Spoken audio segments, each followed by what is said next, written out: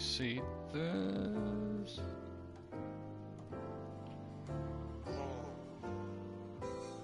I'm trying to get myself some bronze for my fucking wheels, but I couldn't find a colour that matched bronze. So it's weird fucking gold. So why, like, don't they have like custom, like not like the special colors, but like it has color palette and then special colors, but isn't there a way to like do custom colors? Oh, custom colours, yeah. So like this, yeah, custom colours like your chromes and stuff.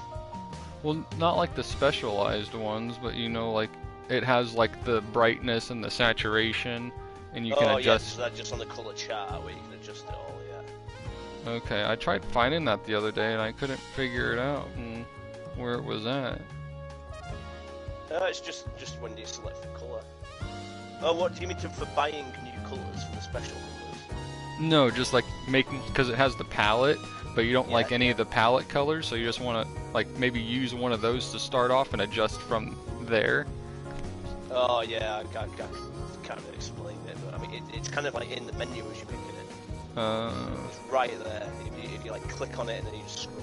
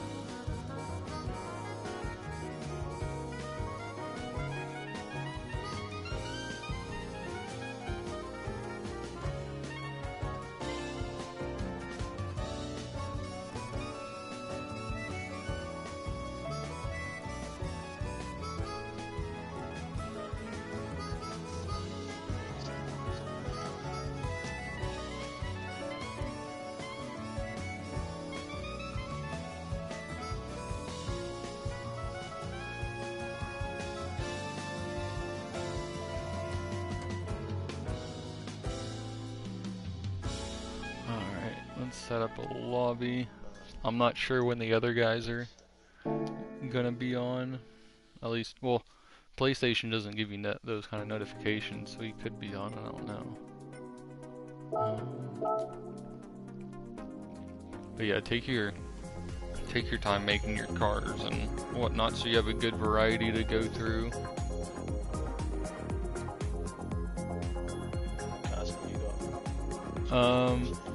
I got some BMWs, I got some Fords, some Nissans, Subarus, Evo.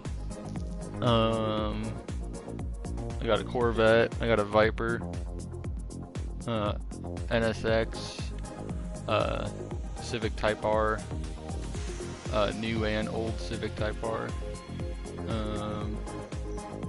MR2 with the that Audi engine in it.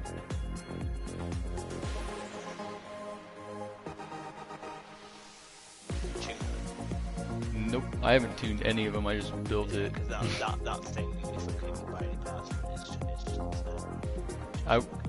I had like 4.4 million because I had like 2 something, and then I got the 2 million from the last thing for getting gold.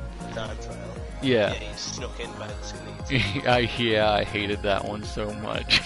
It was hard. That was like, it wasn't nice to drive that. Yeah, and from my experience, like in Forza driving that car, like that was a phenomenal car out the gate, and it was a really good car, and I enjoyed driving that.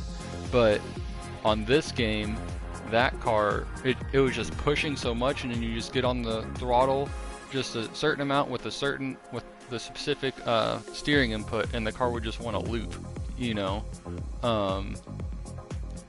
So I don't, you know, it was pain. What am I doing? Street car.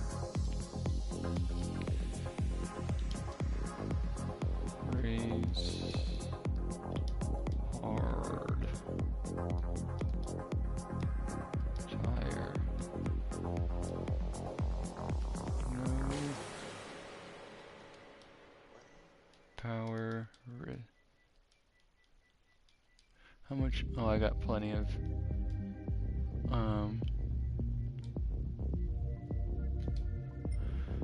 Let's see.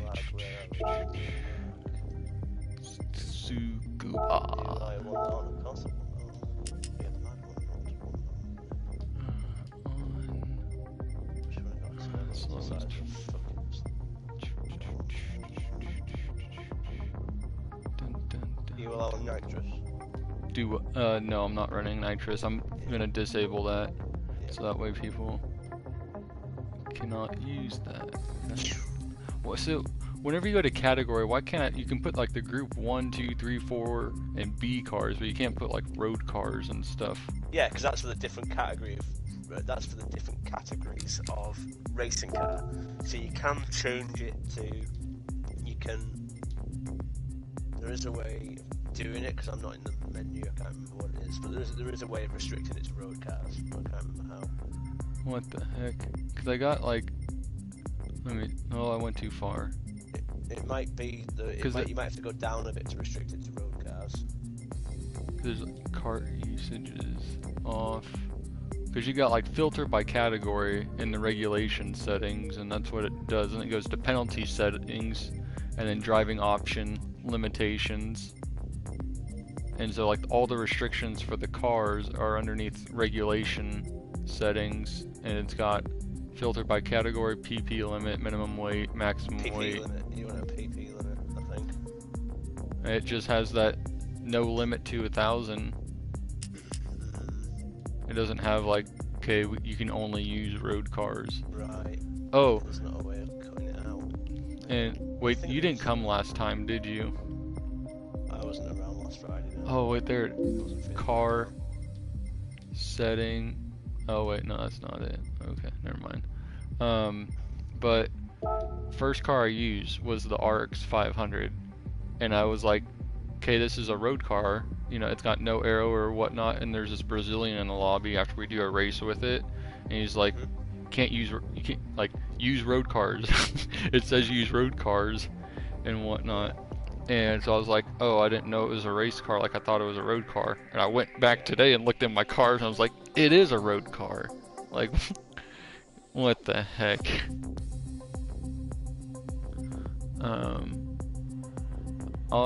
Last car I touched was this M3, so it's the E92 M3. So let's see how it goes. But I'm gonna show. It's probably Nikolai watching in here. Nikolai, if you're watching, join the party. But now he's gonna. If he's the one watching, he's gonna see my cars. Oh well, I'll surprise him. Swords last used. So we got this one, we got that one, that one, that one, that one. There's a road car, because it literally says WRX Group B road car. Group B road cars. Yeah, you can use those. I didn't build any. I'm not gonna.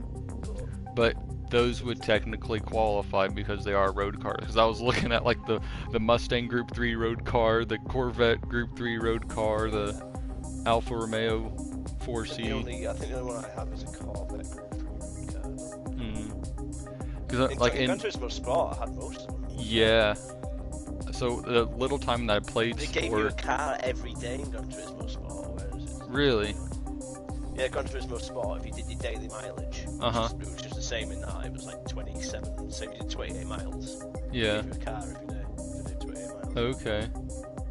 Because I remember they had like that little shop thing, and you had like specific things that you could buy if you had this amount of whatever, and so the Group 3 road cars would pop up in there, and I remember like trying to get like all of them. Yeah. But I may have some other cars I can try out, but I don't know if anything. We'll just mess around and we'll see. I'm gonna use what I built first.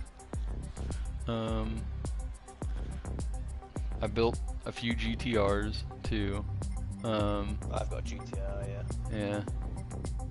But I'm gonna start off with this M3 because we got Ryan Cooper. The people know already. Well, just Nikolai and the Ryan Cooper guy. He's a Hispanic or Mexican. I want to be careful how I say that because people can get offended, but I'm literally describing his nationality, so. What? From saying Hispanic? That's not a derogatory term, is it? No. Yeah. But I don't want to sound the wrong way. So, need to be politically correct. The mucky waters these days, aren't they? It's I'm just gonna reset this.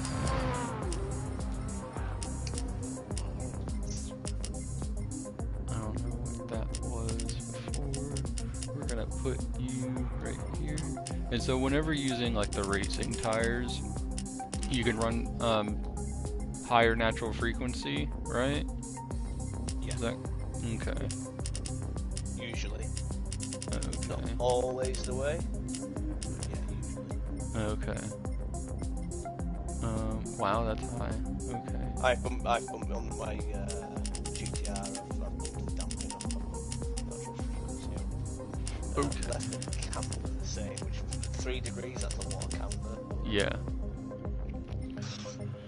We're gonna Definitely start don't want any more than 3 degrees, for sure. there. And I guess do that.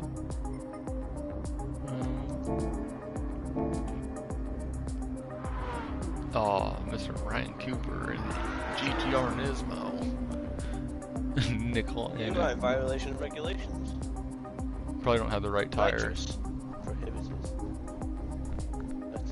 Can you uninstall it? Yeah, you can install it. I thought it would probably just do it like. Oh.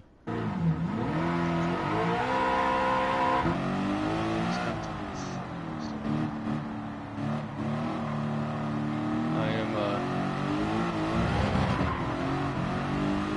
gonna be testing my throttle control. Cause this isn't even, oh god, my craziest car. Yeah, I just did exactly. I followed you off that. This was one of the first cars I built in this game.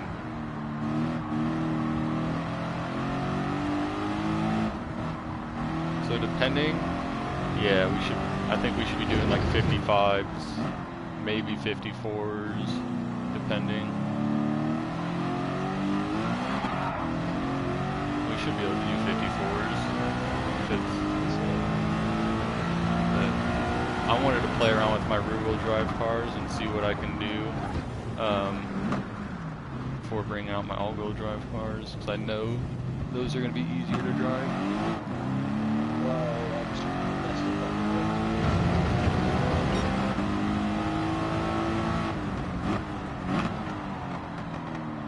Can anybody break 50? Break 50?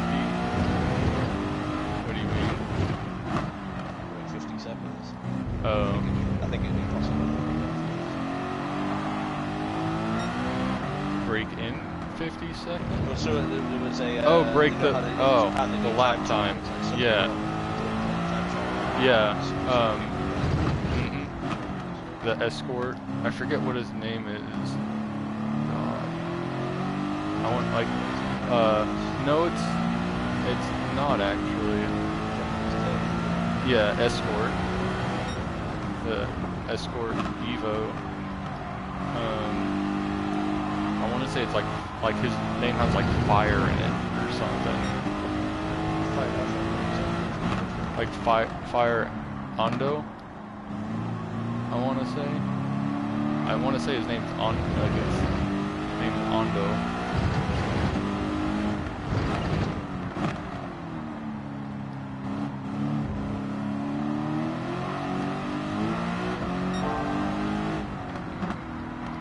Yeah, I saw it like a few hours after it happened. I was like, oh my god, that's insane.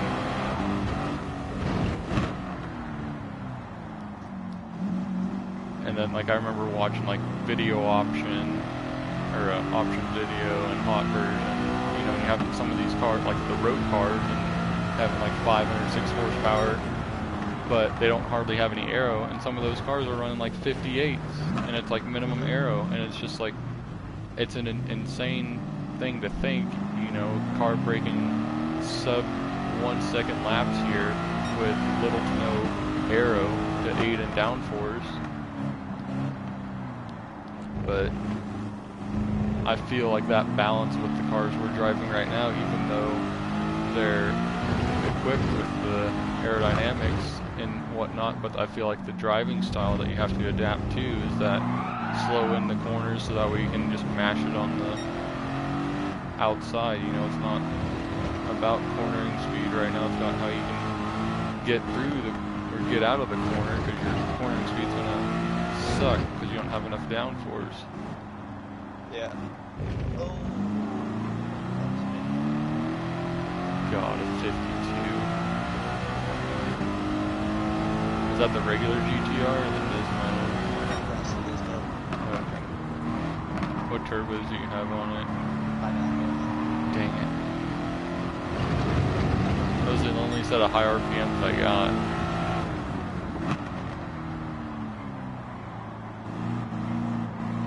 That was gonna be my secret weapon. Yeah, Nismo. Yeah. Yeah, I didn't go off like just it being the high RPM, I went off when I had the highest torque. Sometimes Yeah. mid-range turbo actually give you more torque, so some occasionally I'll go for Especially on a tight circuit like this.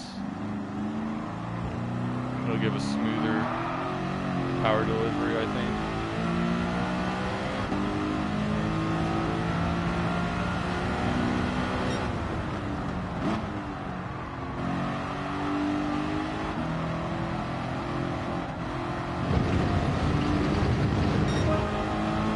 Got a 56. Probably like my fastest lap in the game I've gotten around this track.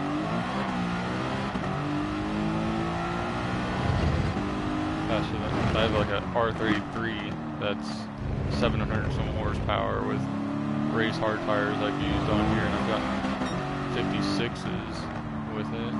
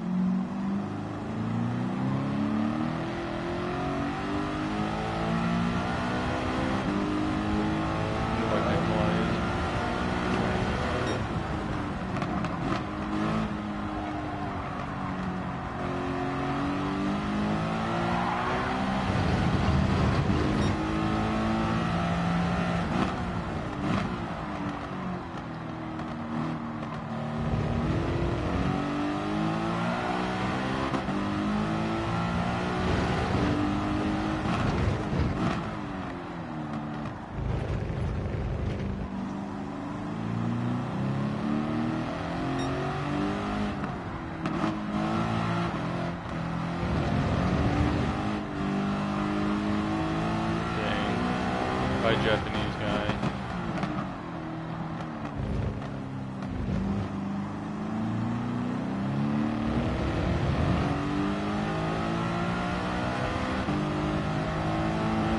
For this car having so much power, though, it doesn't feel like total bad balance, like unmanageable power and whatnot, like some of these other cars probably feel like. Brakes take getting a little bit used to going so deep and whatnot, but it's manageable.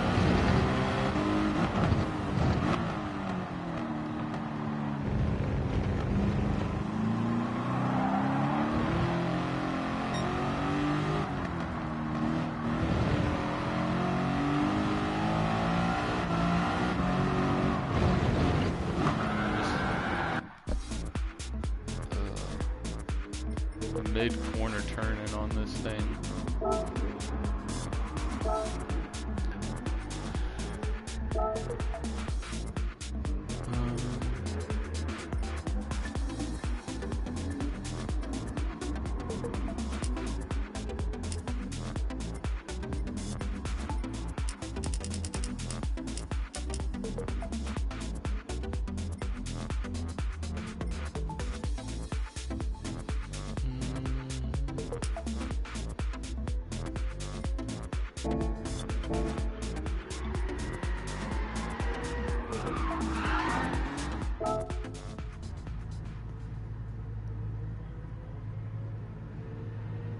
car crashed.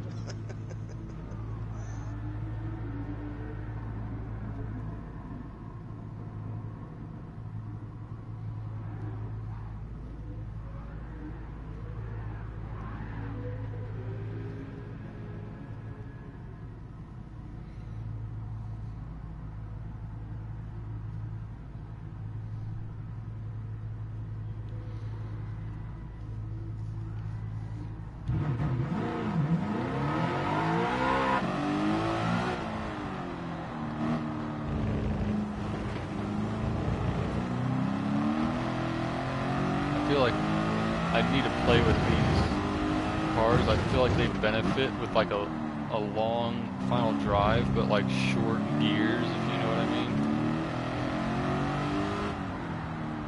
Yeah. But I don't have the knowledge to try and help with that. Yeah, gearing's not something that I'm an expert at. I just set it to like a 3.9 or a 3.8 diff or something, and like, or try and make like first gear to go to like 100 miles per hour or something, or 80 miles per hour in first gear, and then have like a 20-30 mile per hour difference or something. It just depends. I remember because in Forza, whenever I used to drift, how we would set up some of our gearing would be like that. So it'd be like really long, like first and second would be, but then like third, fourth, fifth, sixth would always be like right there. But it wouldn't just be like, you know, 10 mile per hour difference. It would probably be like 40 or 50, but it would still pull.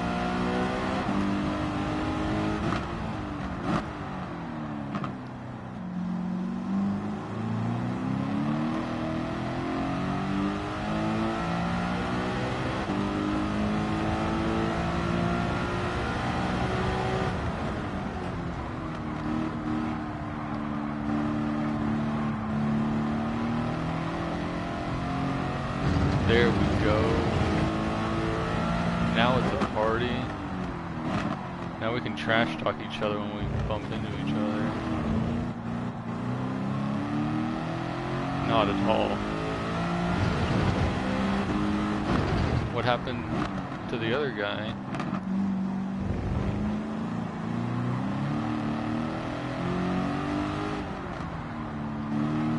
Oh, so he's out doing non-lonely driver stuff with his Mako. He's not an Ikatani. That'd be funny to have him, because we'd have a Brit and an Australian in here, and I wonder what would happen there.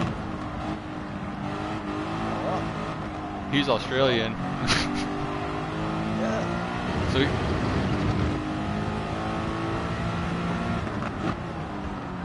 the other guy that's been in here, that's been joining, the Neko Basu. Oh, he is. Oh, I thought he was Australian. Like, that would be interesting.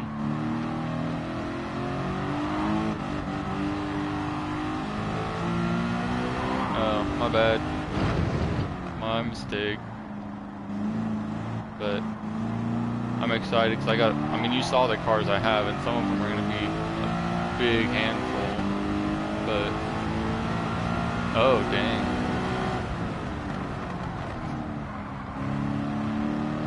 Yeah.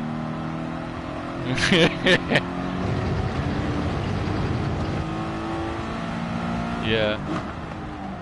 It was the last car I messed with before starting all this up, so I just jumped in it. But I got the GTR Nismo, but I wasn't gonna pull that out right out of the gate. And two of these guys are just like, okay, GTR Nismo. I wasn't afraid of that. I was like, right, GTR Nismo. As soon as you sent me that message, it was road car, racing tires. Yep. That's the go-to. But like, like, I love Nissans, and like, so Forza, I would just like only try and use Nissans and be fast with them, but they were never, like the turbo cars in that game were just all garbage. Like, yeah, turbo. If you had a turbo car, it would not be good at all. So it was always like an NA car, like, because you could basically LS swap about any car in the game, and most of those cars would be fast.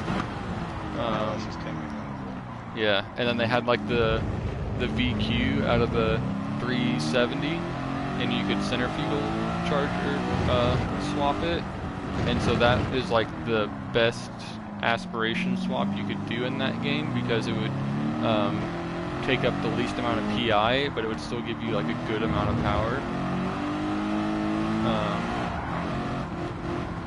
So yeah, any cars that had those engines, I mean, but if you had like a,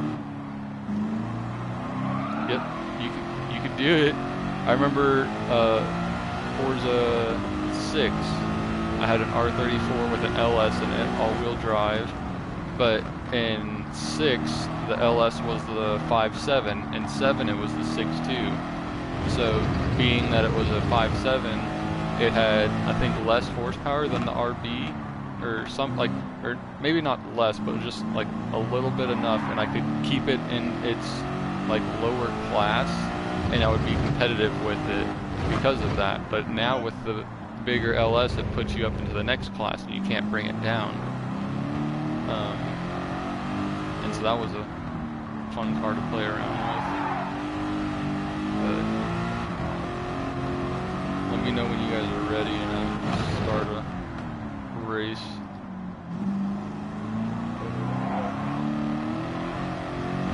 Yeah, Taylor, probably Taylor. Oh yeah, I guess my name's Zach. Ah, right, yeah, you never said that. Well, it's not a normal thing on Xbox like I'm used to. Like on Xbox, everyone calls each other by their gamer tags. So I guess, is that like a thing on PlayStation? You just call each other by your real names? I don't normally tell people it, but oh, yeah. Oh, I don't mind it, but Yeah, like Taylor, on Xbox, it seems like a big old secret with like most of the people. Like you'd know their, or like the people you'd know the names of, like you'd still call each other by their gamer tags.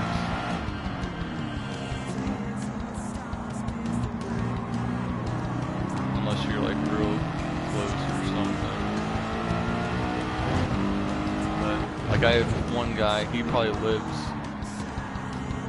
45 minutes away from me, and I never met him or anything.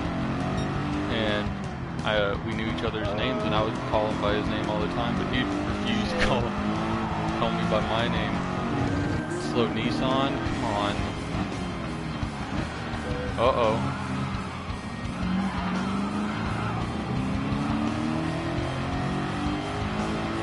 And so, I think the aero tune on this track with this amount of power would be interesting. Oh god. God dang it.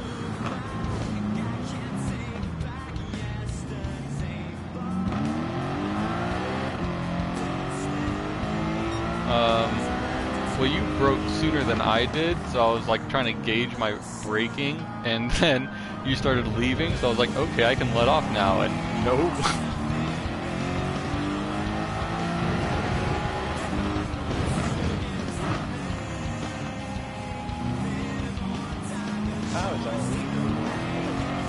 I thought he was in a Nismo too.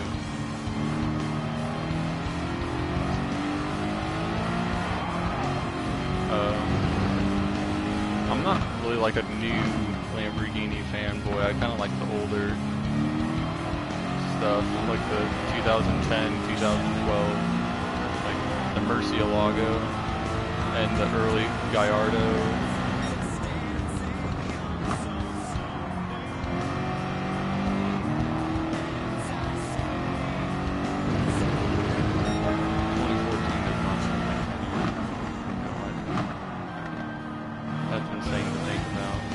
That was my 2014 was like sophomore, junior year for me. not seen.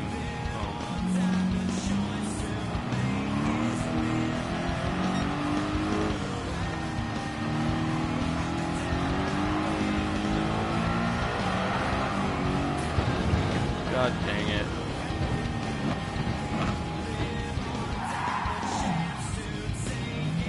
Looking like a fool up here. Or I guess back here.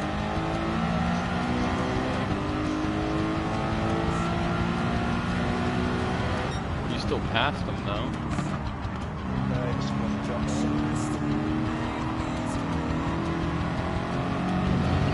I was thinking about building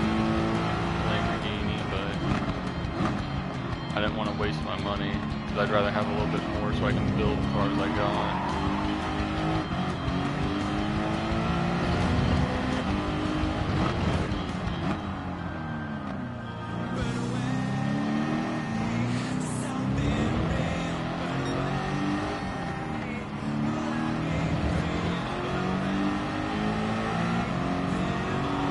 Oh yeah, I want one of those.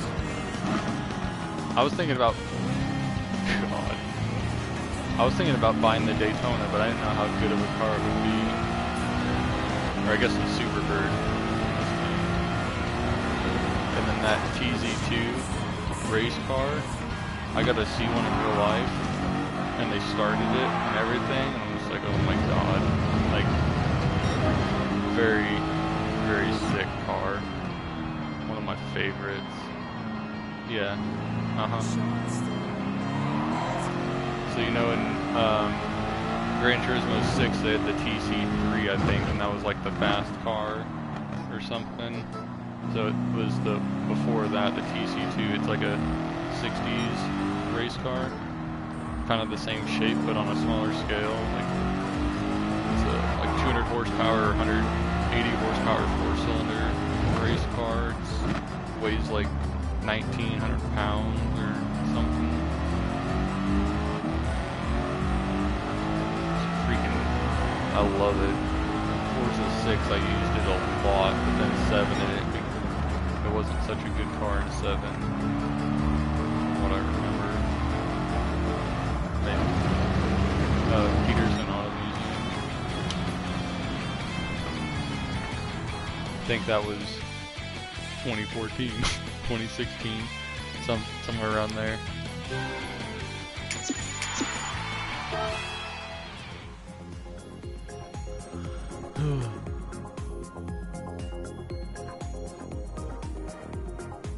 That Aventador is fast, and he's fast as well. Not taken away from that one. How he is quick. But yeah, that I need one. I need to go and buy one. I'm jealous.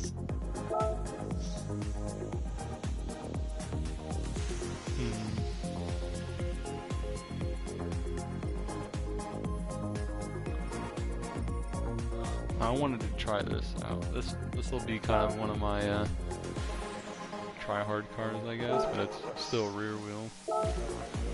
I have the small supercharger on it. I do.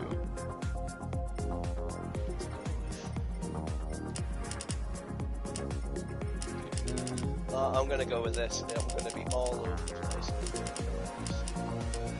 That's what makes it fun. Rear-wheel drive. Oh God. I swear if it's a Nissan. No, it's a Honda. Oh my God. Oh, are you pulling out the Amuse car? Yeah, I am. Okay. God. Yeah, God, yeah.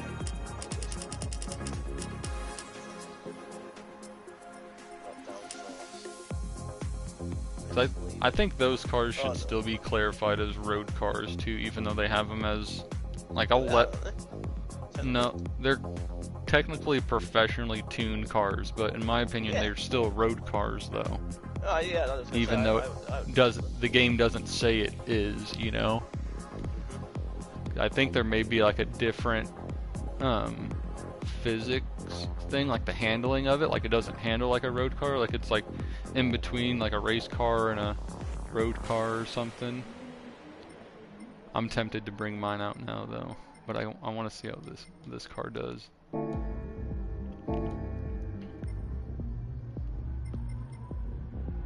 Because like that car right there is like that and the RE Amamiya FD are like the only cars in the game that are like what I want this to become, kind of, but you can't make cars into that, you know? Like you should be able to make a road car S2000 into that car and be as capable as that car, and similar, like all road cars, you know? But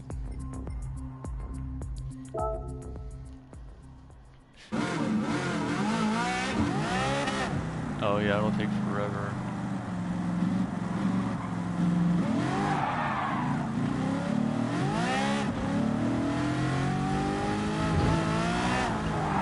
God. No traction.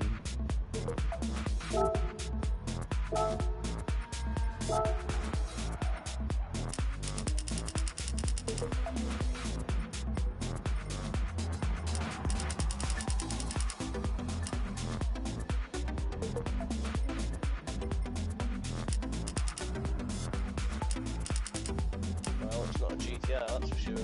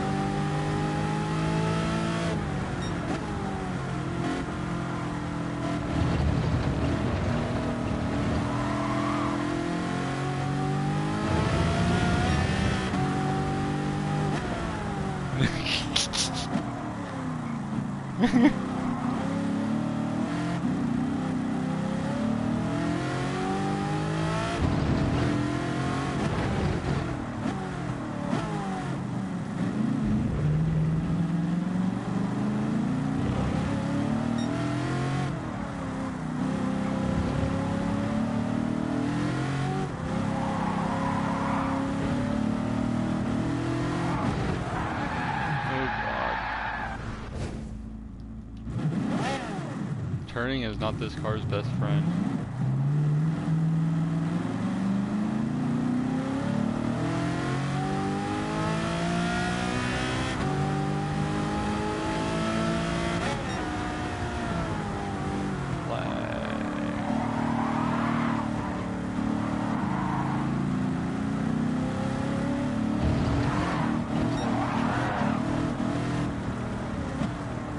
Is it really that bad?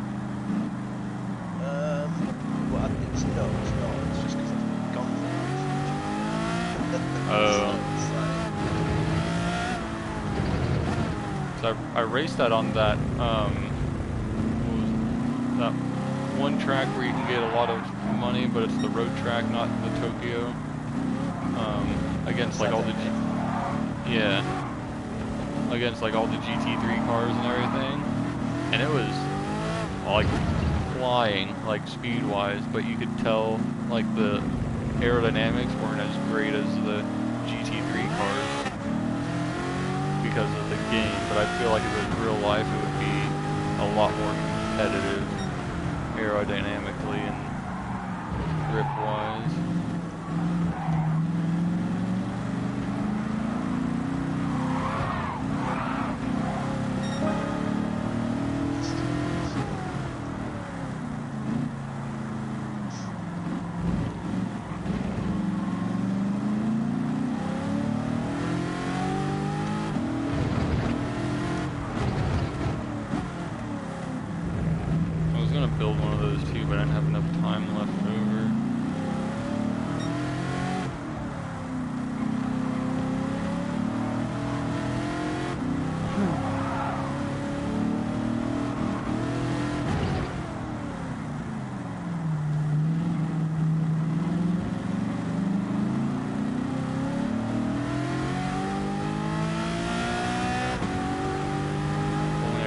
have enough straight to reel you in.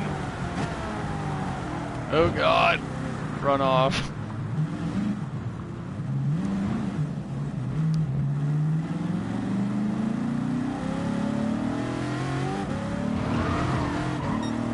Went off track now, it's still only 2/10 after the fastest lap.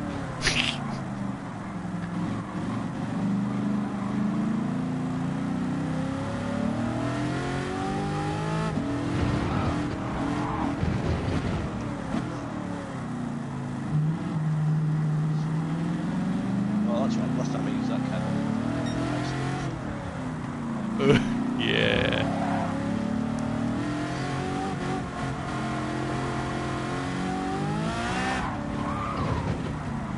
I'm gonna try out that S2000 just to see. It doesn't handle as nicely as you expected to. Yeah. I'll probably detune it, honestly. Where's it at? There she is. Oh wait, I got this one. Yeah. I got the best paint job you could ever put on this car.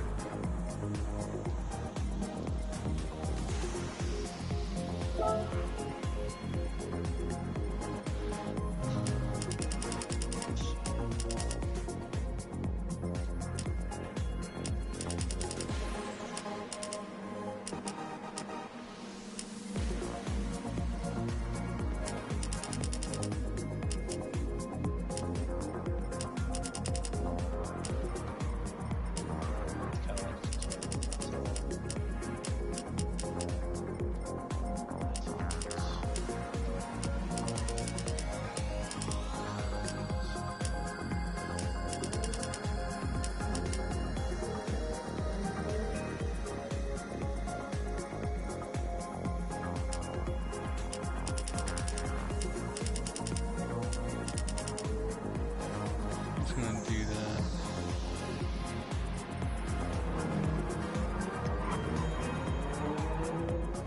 So, with my engine swap and everything, and my big old turbo, I'm gonna turn down the power adjustment all the way, and we're gonna see what it does.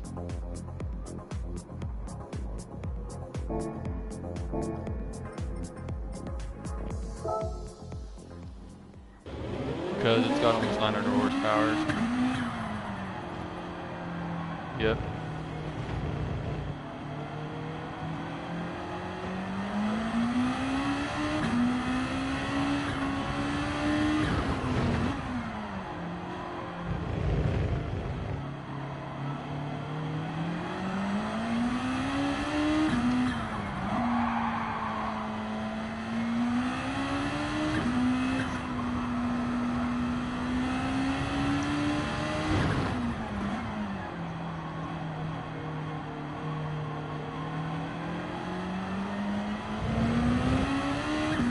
Scared to get on it out of the corner.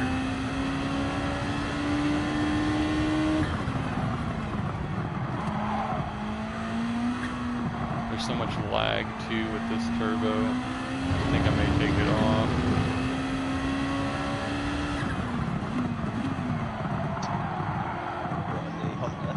Yeah, with the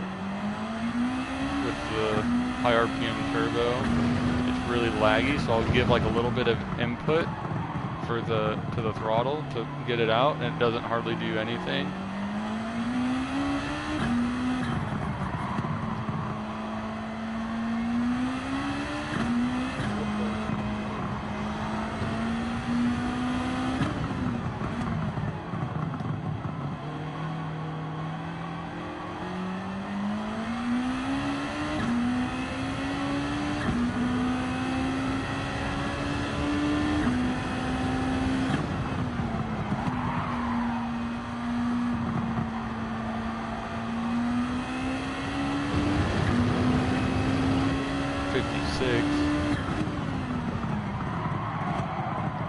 Not as fast as my M3 almost did a 55. It did a 56 flat.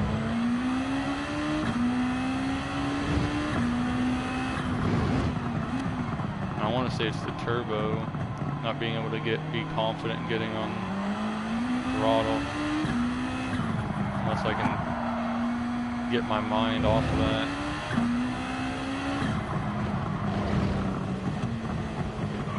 Okay, we can start soon. I'm gonna switch turbos real quick. Look at the Japanese guy's an A+ racer. He's pulling out an R33 too. He's gonna be fast.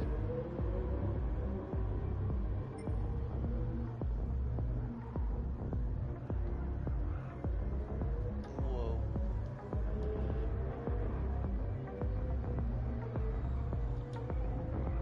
I wish I knew how to sell cars.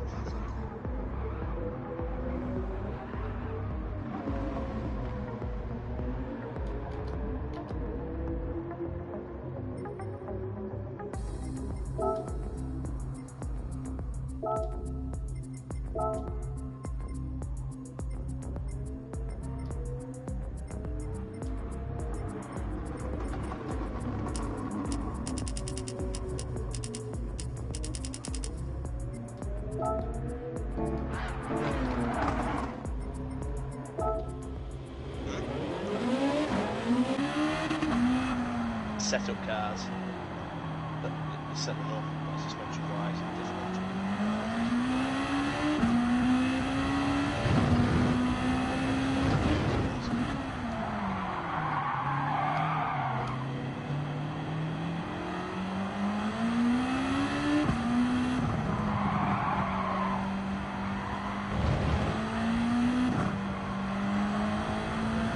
Let me know when you guys are ready.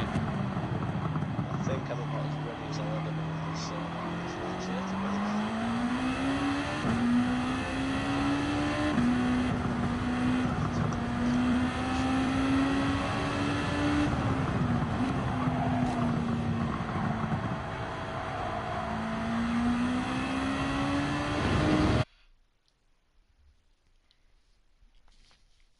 I feel like I've raced with this Japanese guy before,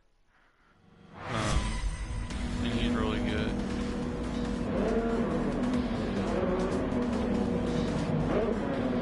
You're the fastest in that WRX, God.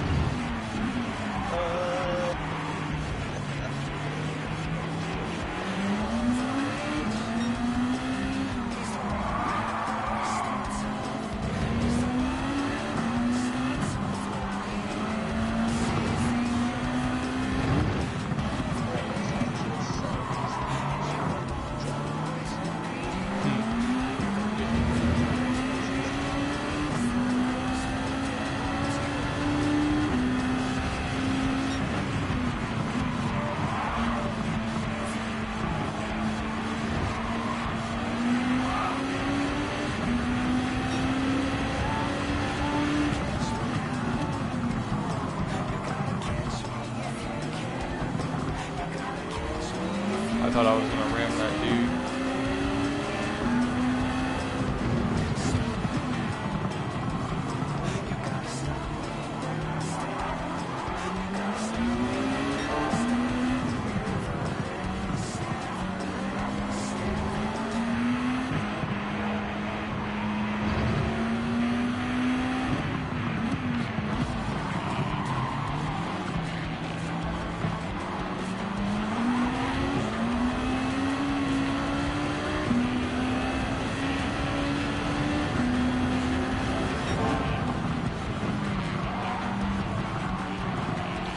I feel like he's sandbagging, so I feel like I remember him.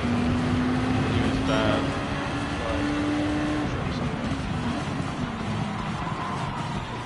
Oh shit, shit's on the line.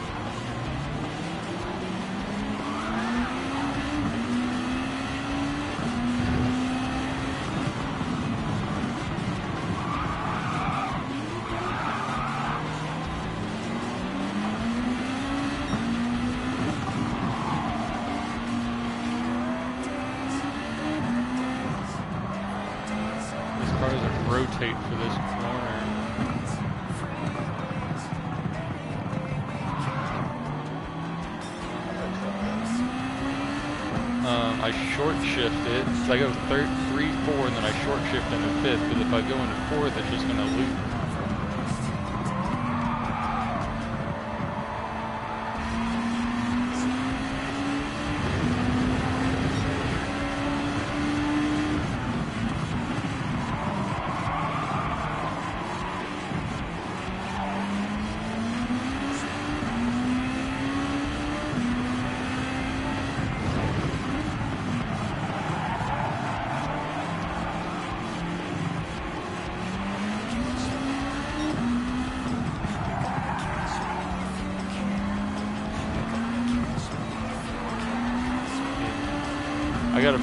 That's how slow I got to go to be able to make that corner.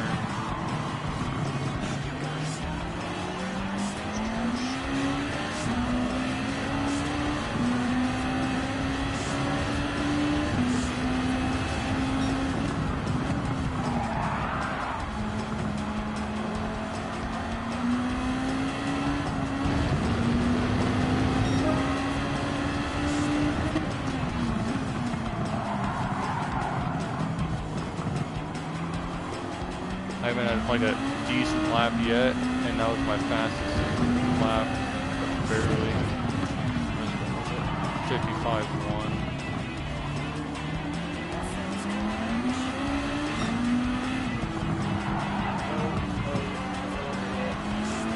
If I get this left-hander set correct, I'll be able to get into it more aggressive.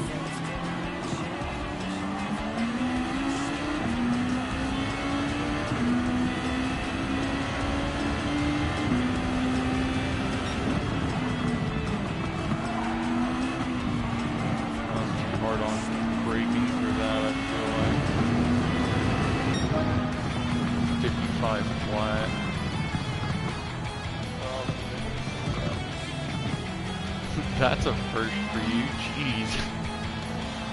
Right? I ain't pay attention. Is that? Yeah.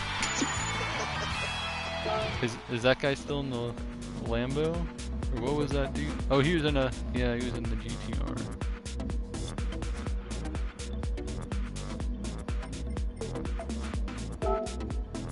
Oh right, yeah, he loved me. I think. I don't think so. Really? Where is it? Oh. Because there's right. 2. Oh, what?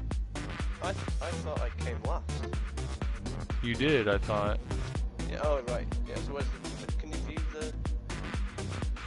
I just remember. I thought. I'm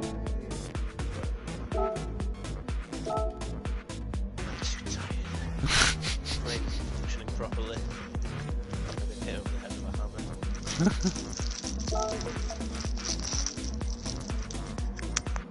Alright, I'm gonna put a somewhat of a bass tune on this car and see what it's gonna do.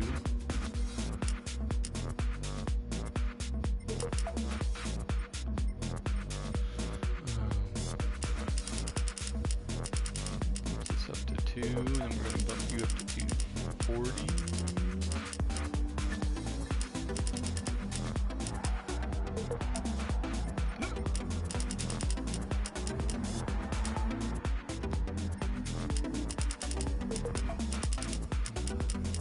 Sorry. Whoops.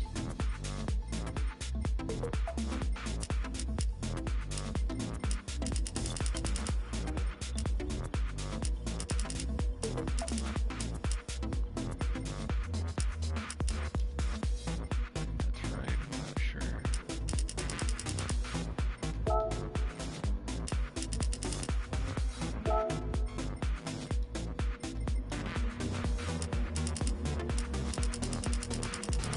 This and we'll see what happens. Okay. And Mizu BCNR33, no.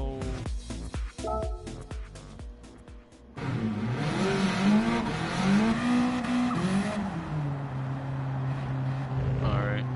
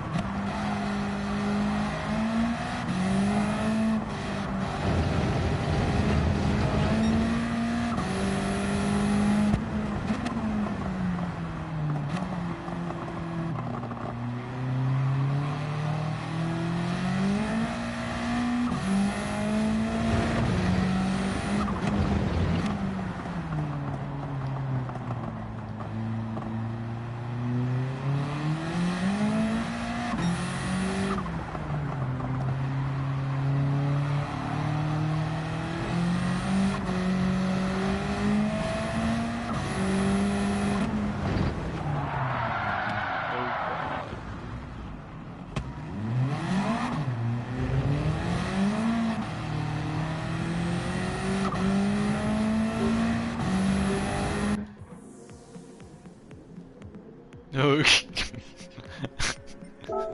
The Veyron. Oh god.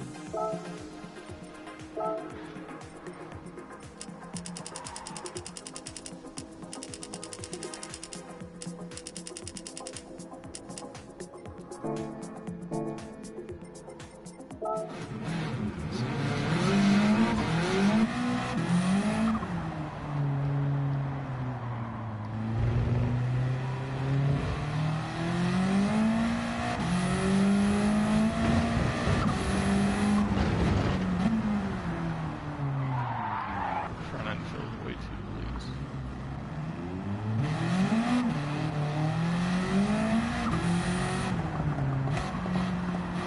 But then there it doesn't.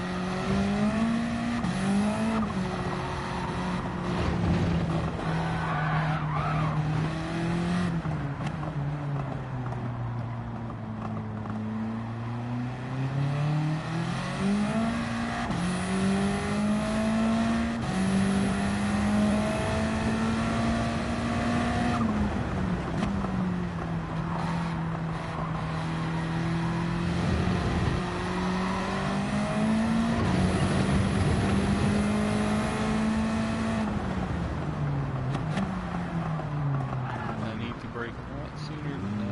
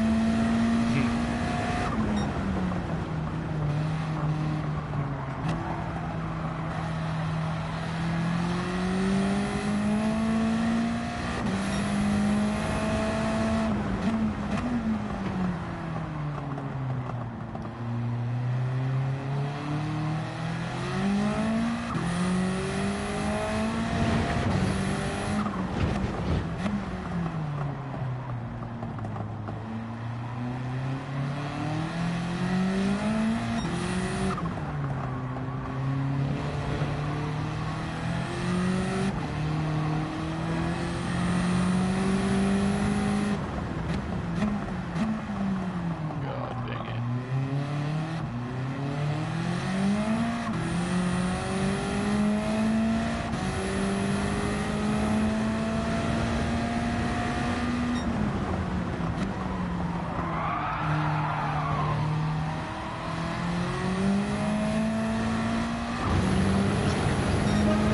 Phew. 55.7. Feels impressive for what I'm driving.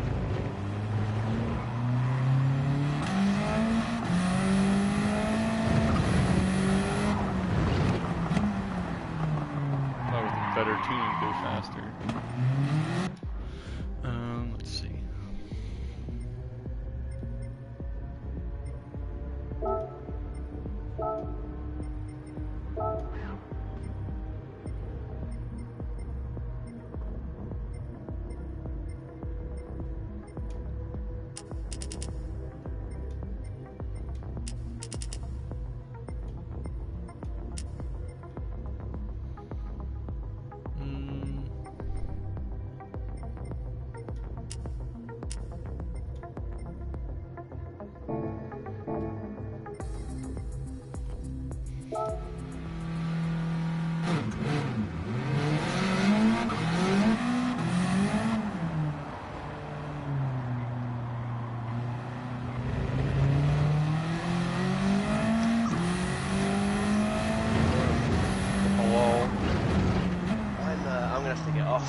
Alright. I need to be up by 5 hours. Oh god.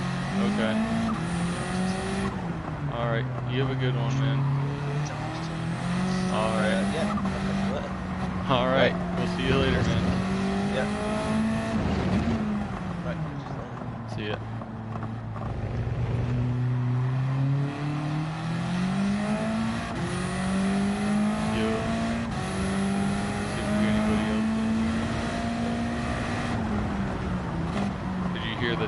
said I ran in this. Were you here? Civic, the 97, I think. I have the K20 turbo engine in it, from the new Type R, and ran a 55.6, I think it said, 55.8. The pain, but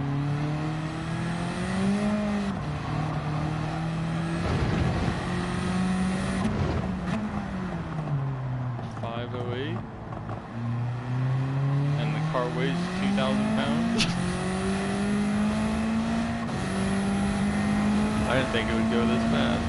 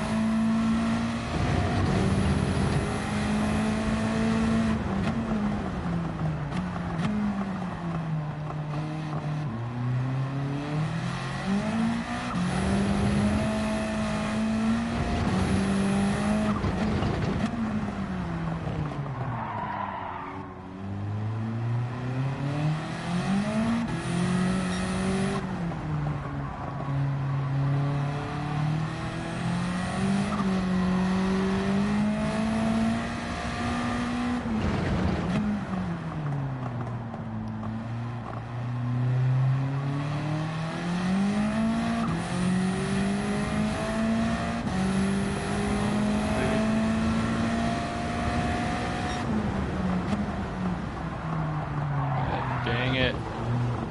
Not braking early enough. I thought I had more in it. That was 75 thousandths off my split.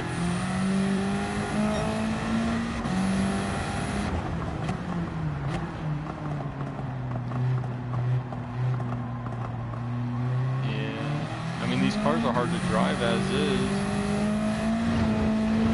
But is your stock body? Okay.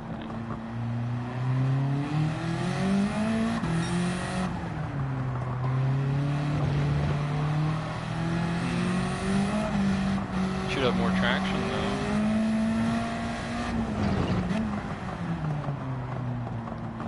But I don't know, for some, like, I've always hated driving front wheel drive cars in, like, Forza especially. But for some reason, like, I enjoy the front wheel drive cars more than I do the rear wheel drive cars as far as street cars go in this game. I don't know what it is. Yeah, like they're like easier to manage over the rear wheel drive. Like, I still really love the rear wheel drive cars, but as far as drivability, like, this front wheel drive car is still drivable, whereas because you're dragging the rear end versus using the rear end, and you know, you hit throttle and you just oversteer.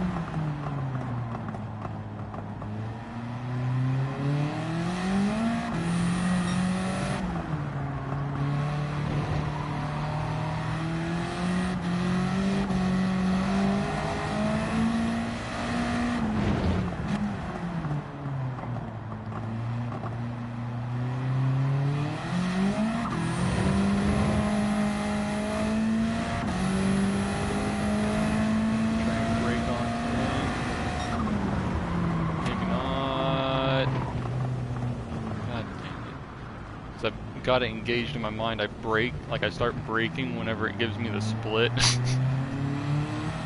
But that's just slightly too late.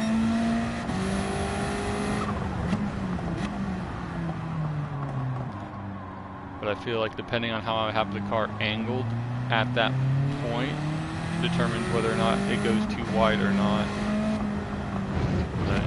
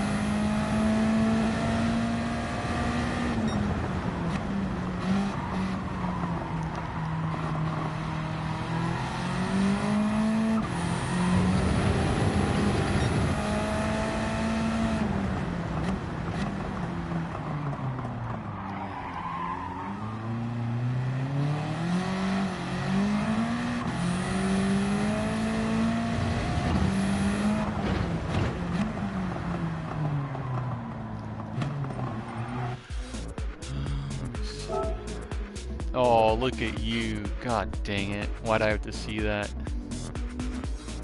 Now I'm gonna want to change.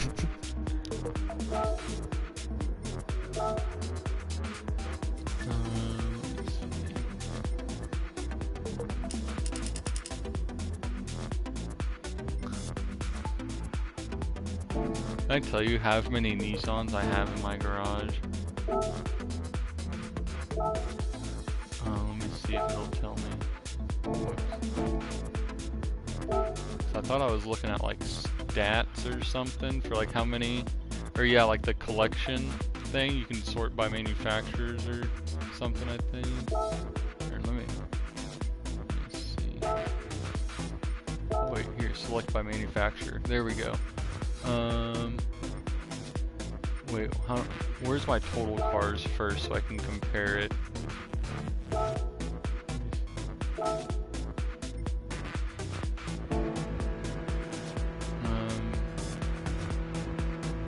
Here, let me add this up on my phone because I want to give you the the ratio.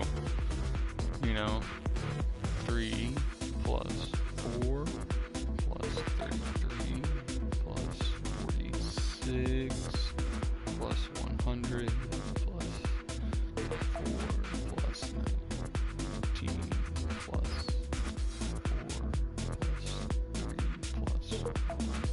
So I have 277 cars, okay?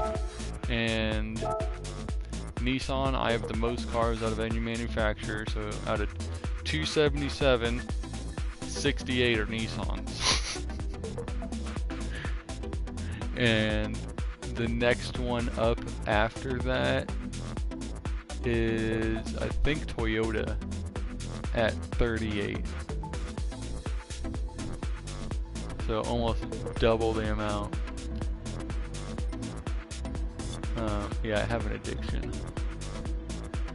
And then Honda's next with 35. That's my top 3.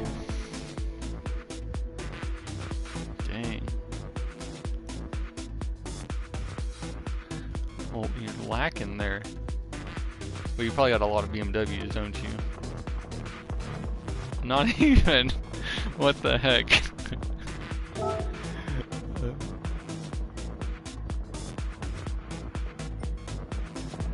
Okay.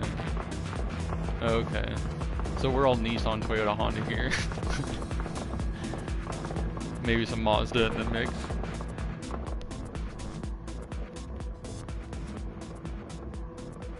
I think that's how mine goes. Mine goes Nissan, Toyota, Honda, and then Mazda, and then it goes to all the other stuff, I think. Probably like Subaru and Mitsubishi, and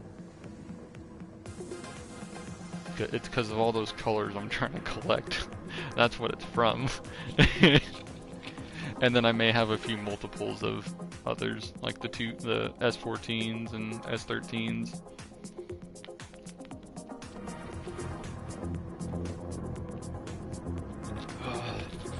I got a few different Sil 80s. I'm gonna turn down the Excel. 45. I can't remember what your friend said for the camber and stuff. I feel like he said like negative camber angle, like for turn entry to help rotate it too, but I don't feel like that's right. I think it was like under braking, like the stability under braking, maybe. Yeah, because that way it gives flatter contact patch.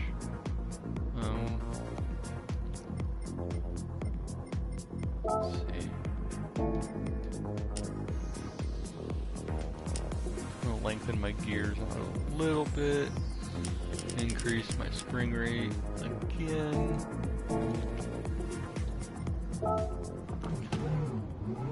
Let's see. And one of the things I did in Forza, whenever I was trying to like remake Group A cars, the max camber you can do is, I think it's like -5, so I'd have the front -5 and I'd have -3 in the rear, maybe even -5 all the way around, because they had so much at the, like, you'd see them, they were so stiff and had so much camber that they'd go, like, they'd hit a bump and the car would be at like 30 degrees, you know, and it would be riding on that, all that camber, you know, because of how much they chuck into the corners, and it would just ride on it.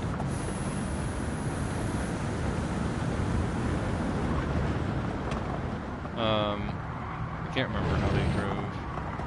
I was still, like, just like I am now, I'm just like kind of numb to the feeling of camber. Like, I know what it does and what it's supposed to do and the point of it, but like the feeling the difference in game, I can't.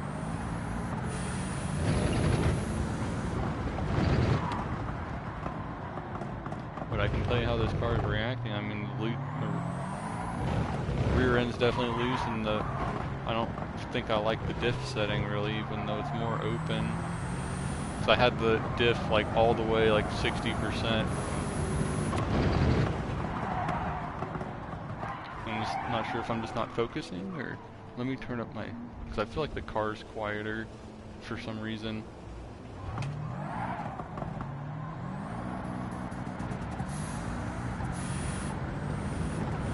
Let me exit and enter. There we go. There's like some sort of sound glitch. Like it was a lot quieter.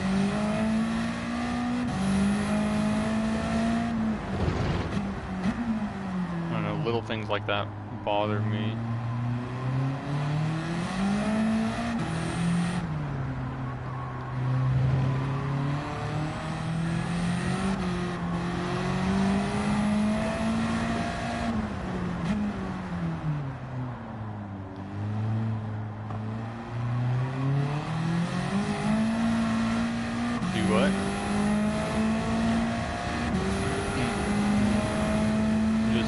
Like, I got nothing against drifting, like, I'll try, but I'm just mainly grip right now. You know, like, I could still go on motorsport and get back into it, you know, and probably take me a little bit to muscle memory and whatnot, but it, like, how I got into it was more of like a community, or like because of the community. And it's just not there anymore, and it's completely different. Like everyone's trying to be like Formula Drift and like all the power and all the grip and whatnot, and all my stuff was about like style and not speed, like just big angle and slide. You know, like Forza 4, we'd have our cars like legit just a ton of toe. Like I remember like the all-wheel drive cars, you'd put 5 degrees of toe out on it. Make it work, you know, like the cars would all be like max, like I think the front would always be like -5 degrees of camber. Like in drifting I could tell the difference of camber, but in like grip I can't. But we'd have like -5 degrees of camber up front, -3 in the rear, and 5 degrees of tow out front and rear. And that would be like a base setup for camber for the drifting.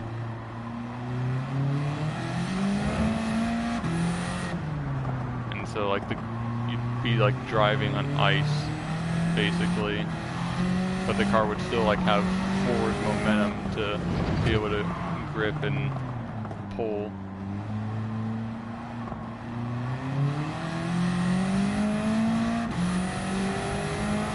-3. Is it -3 or -2.5 as like a starting point? But like front and the toe would always be the same from what I remember for the most part. But then after like the game changed, like I remember Forza 5 we were trying to figure things out, and I think at some point we were running like positive camber because it was the feel. Like the feel was more similar to 4 to try and get a custom or something. And then 6 it kind of changed. But like 5 was such a big disappointment to people. Like there was nobody on that game for drifting.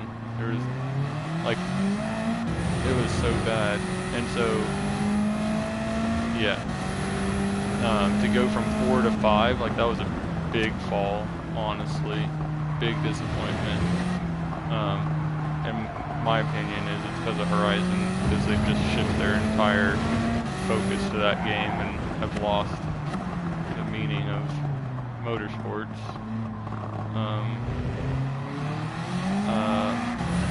But 5, there was like a group of us, like there was me and 2 other American dudes, and there were some Brits and some Aussies, and we were basically like this little group, and we were like some of the best in the game. Like there's more talent than us out there, but as far as people who are playing the game, like we were the best. Like one of the Americans, he was one of the best in 4, and so it transferred to 5, and then 6 and 7 he's one of the best, and now he drifts in Horizon. Last I talked with him, and he's one of the best on there.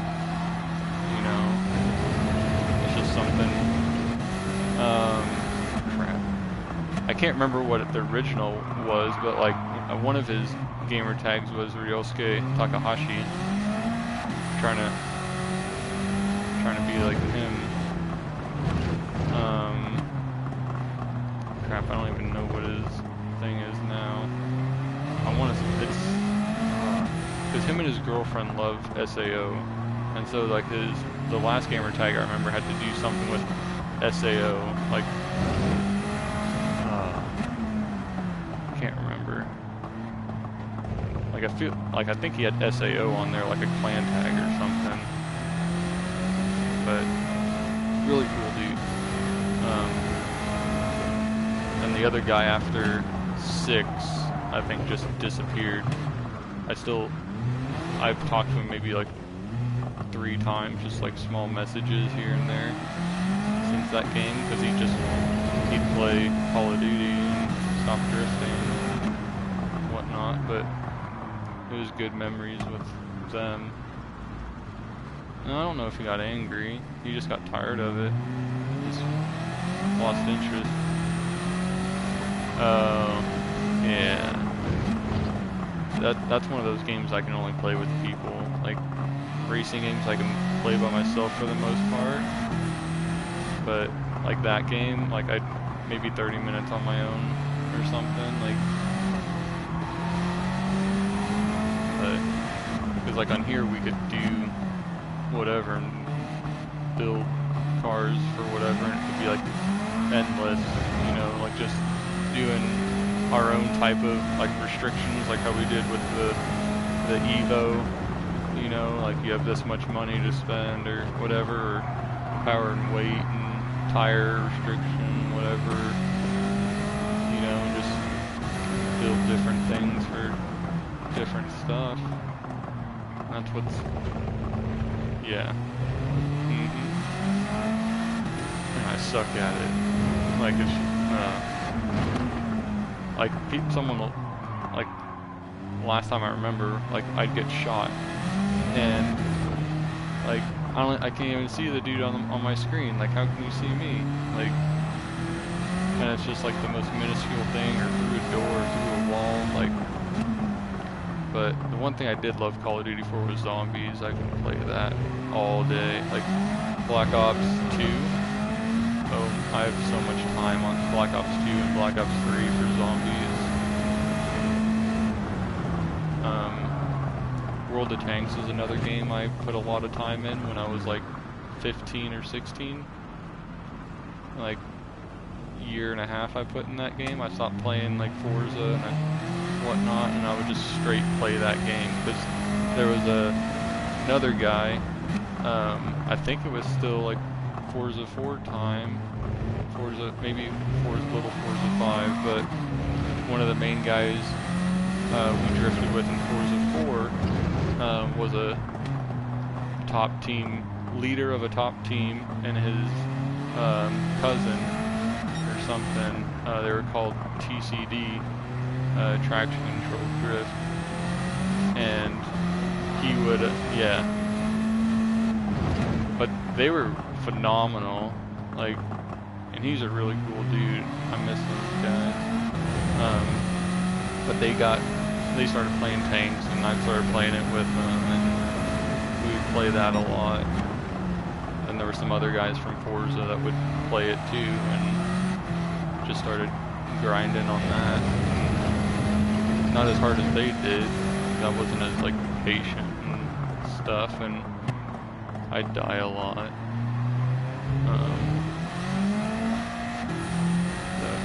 I think I have one tier 10 tank on that game on my Xbox account, but they had like every tier 10. I was like, how did you do that so fast? You know?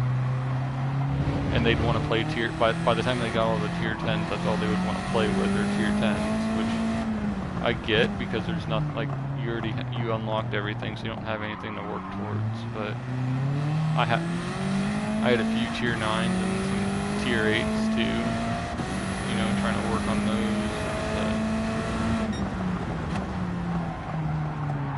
You're not wrong.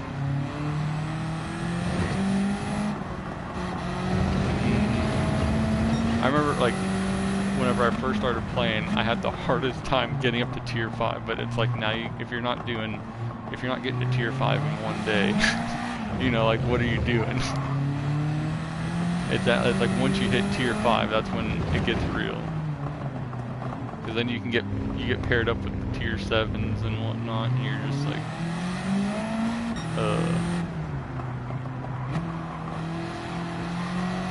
But, so I'm guessing you played a little bit then? War Thunder? Oh, is that the boat one? Oh, okay.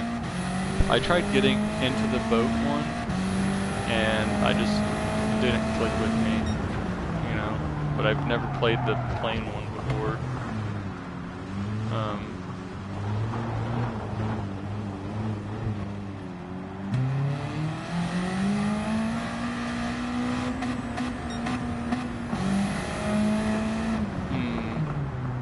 Do you have, like, 'cause I know the boat one only goes to tier 7, I think. What, did the plane one go higher, or?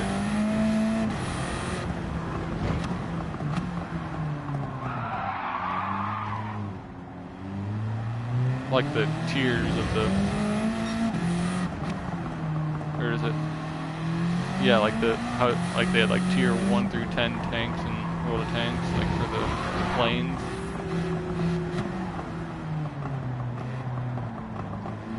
Oh wow. Is it free on here? I'm gonna have to download it. Try that out and see. I mean, if you that's all you're doing whenever you play that game. The point of the game is to grind.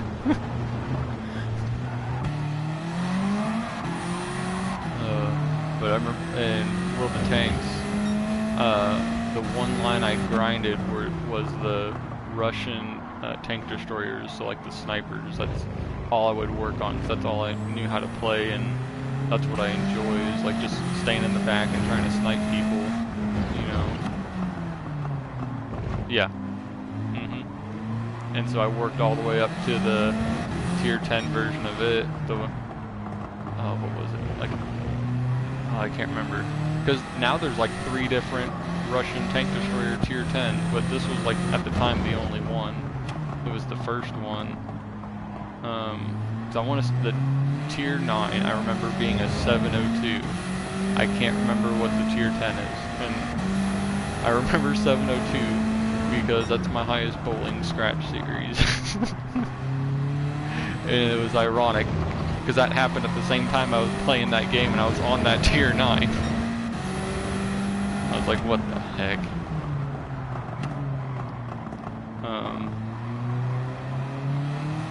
God, I want to say like 185, but I don't, it can't be that small of a number. Or maybe you said 185, so maybe that's why I'm thinking about it. I think there was like a 722. But I want to say that was a different line, because not the same line.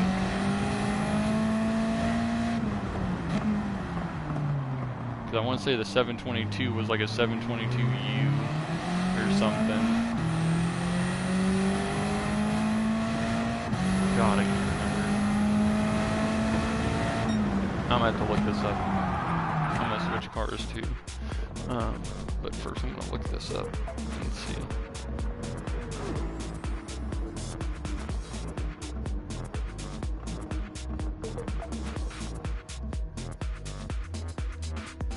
World of Tanks, Russian tank tree, I guess.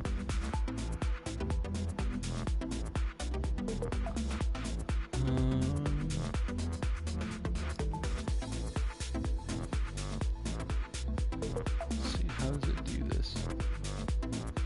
God, there's a ton.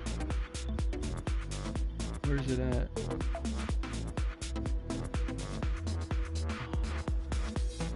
Object 258, I think that's what it says. The SU-122 is the other tier 9. I have the 122 and the 704, but I only have the Object 258.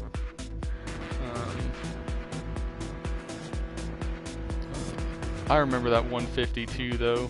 It's a tier 7. I remember grinding that thing.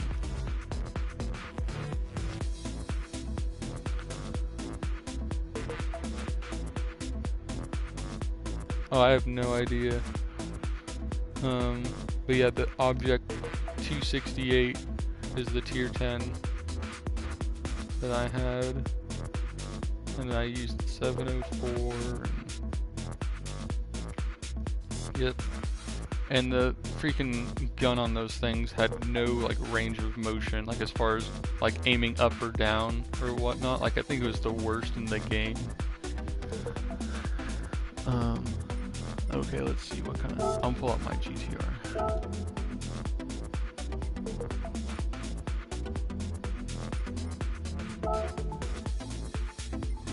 I'm not going to worry about putting a tune or something on there.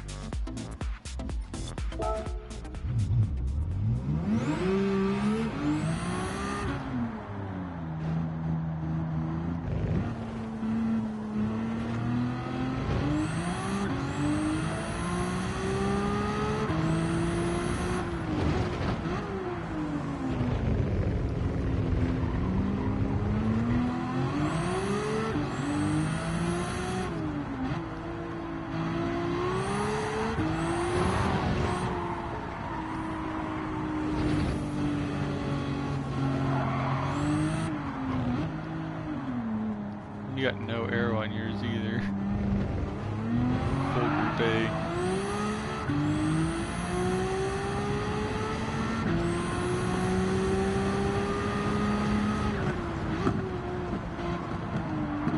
Yeah, but as far as like effective downforce and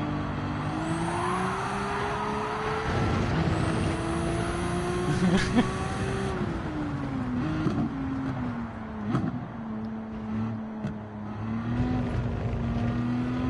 love like how good this car is in the game, because I'm used to it being one of the worst cars in the game. That's how it was in Forza. It absolutely sucked. So I do my best to make it as competitive as I could. And at one point I felt like I did a pretty good job. Like, I probably had 20 different builds of this car in Forza, just the 32.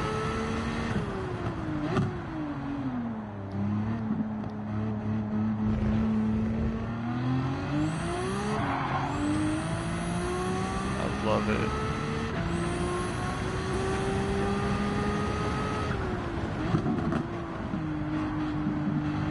It's just how like everything's built on Forza with their PI system and how points are applied for parts that you get. Like, the car needed a basically an adjustable transmission in order to be competitive, because the stock gearing was garbage with the stock power. And then you try and add power to it, and it doesn't feel any better. Like, it doesn't hit any harder, doesn't accelerate any better. It's just dog crap. But you can put an LS in it and keep it all-wheel drive, and I think you could get it down to 2,300 pounds,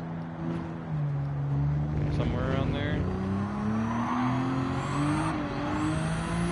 as a rear-wheel drive car, maybe 25 or so as an all-wheel.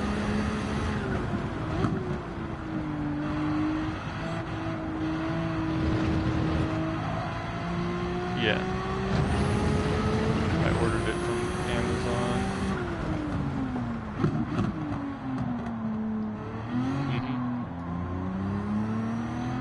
Nope, I got it the day of. I know. I'm paying for it right now though, because I ordered something off of Amazon 2 weeks ago and it still hasn't shipped, and it was supposed to be delivered today. So, yeah, it's just frustrating because it's for my business to try and help with that. So if you're one of the 0 viewers right now listening in, I got a special surprise for you. But I got a scanner, so now I can hopefully scan the magazines better. Yeah, because I got a gift card from my work for Christmas, and I didn't know what to use it for because I hardly use Amazon. But found that and pays for it all, so bought it. I'm gonna try it out. Cause I got this, originally I wanted an overhead one because I didn't like the idea of the ones that you lay it on top of and like sandwich it like a fancy copier machine, you know? But that's what this one is, because the overhead one sucks, and it does not, it has like an auto like flattening and auto detect thing, but they only work together, and it wouldn't focus on the magazine properly, and so nothing would ever come out right. Like, it's just garbage. And you'd be able to manually select the area that you'd want to scan, but it wouldn't flatten it, so it would be all curved and everything. Or if you had to hold the page down or something, it came with like these little thumb things you could use, but even then you'd still have that curve in there, and nothing came out like I wanted it to, so I just stopped using it. And then it distorted the colors of all the photos too. It wouldn't work right, and it would have like automatic brightness on it, and you can adjust it manually, but then it still goes back to automatic. It was funky, so I'd have to play around with that and try and get the lighting in the surrounding area proper, and just it never worked as I wanted it to.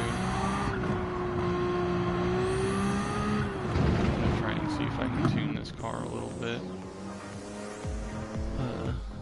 And I think while everyone uses, oh, he left. The R33 has the most power, so I think that's why people use it.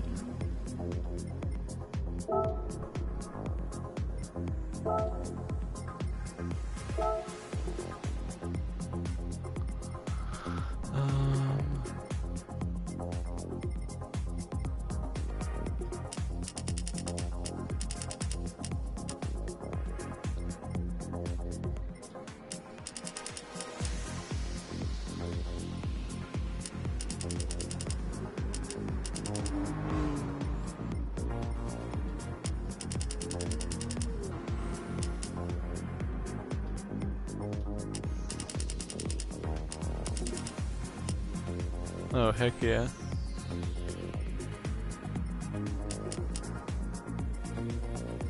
Oh, wow. That's freaking cool.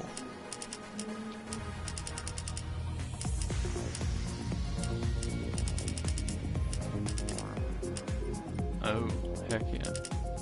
I've never been to like a live motorsports event. I think the last, like, nothing big like that. Like the last of, I went to my first drift event last October-ish, I think, and then before that I went to Circuit of the Americas in last February. Went to that, but it was for Grid Life. Do you know what that is? So I went there, yeah, because my friend was racing in GLTC, and he was growing, I grew up in California, and I was born there and whatever, lived there till I was 8, and he was my neighbor as I grew up, so we grew up together, playing with Hot Wheels and everything, and, in California, not in Compton. We lived in, Santa Clarita, but after, like, we didn't have any contact after that, and like I just got in, like I was always in the car, so I got into cars and whatnot, and got my 240, and I had a Zilvia account, and apparently so did he, and I remember just looking through like all the ads and everything, and there was like these wheels, like a bunch of wheels for sale, and I was looking at like the surrounding stuff on the, like in the picture, and then it said like Santa Clarita, California, and I was like, hey dude, I DM'd him, and I was like, hey dude, I used to live over there, that's cool. Like, I wasn't interested in his wheels or anything, and we got to talking, and it was like, Michael, is that you?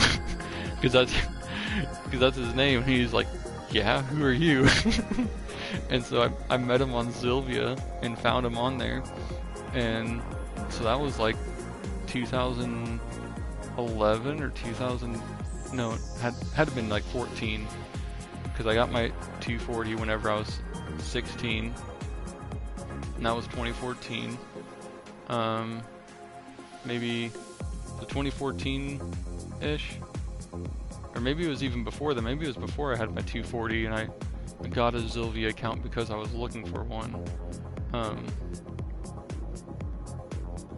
3 or 4, because I want to say he's 28 or 29, and I'm turning 25 this year.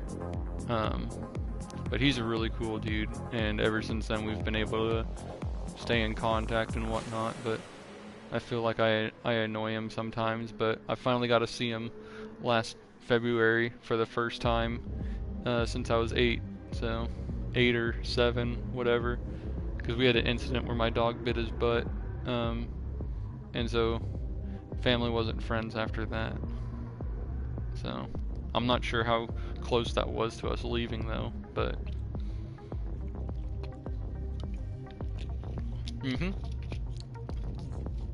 longer than that, because I was 23, I guess, right before I turned 24, and so, or yeah, 15 years.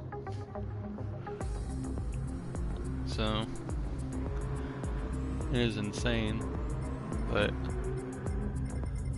still super cool and whatnot. Like, he probably has no idea how like happy and how surreal that was, because it's like someone who was like a big part of my childhood growing up there, you know. So it had like, I don't remember, like I remember some stuff from there, but as far as like people I was close with then, you know, and interacted with a lot, like he was one of the main people, and so he has like a special place, I guess.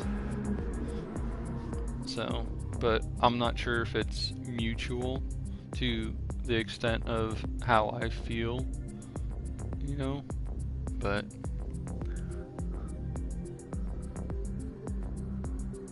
mhm.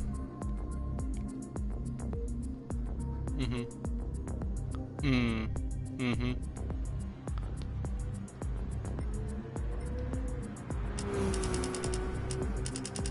Yeah, but we're not, I mean, there's that, but then there's also like the depth of the relationship as well. And the depth of our relationship isn't very deep, you know, but it still has that kind of value to me.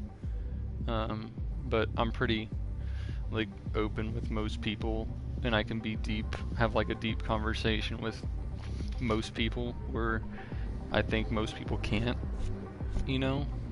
Um, but yeah, yeah, it, yeah, it is freaking cool. Um, but yeah, super, like super cool, never forget it kind of thing. And like seeing him be able to do that, and like him telling me like how he grew up, you know, how many cars he's been through, and like getting into racing and everything. Like, I don't have that opportunity really here, and I don't have, like, I'm trying to get the money to be able to do it and build my car and whatnot. But I mean, we got autocross here, and I think the nearest track after that is 2.5 hours away, maybe 3, something like that. um, then after, there's a track called OIR that just opened up within the last year and a half, 2 years or whatever, but it has 0 runoff, and so I do not want to take my car to that track, because whenever I drive my car, I want to be able to drive it hard and not have to really worry about hitting a wall. So I'm not taking my car there.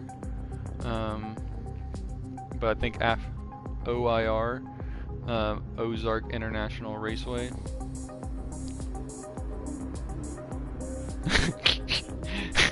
And there's a lot of like ups and downs and everything, like it's insane. But the track it doesn't look very smooth, you know, like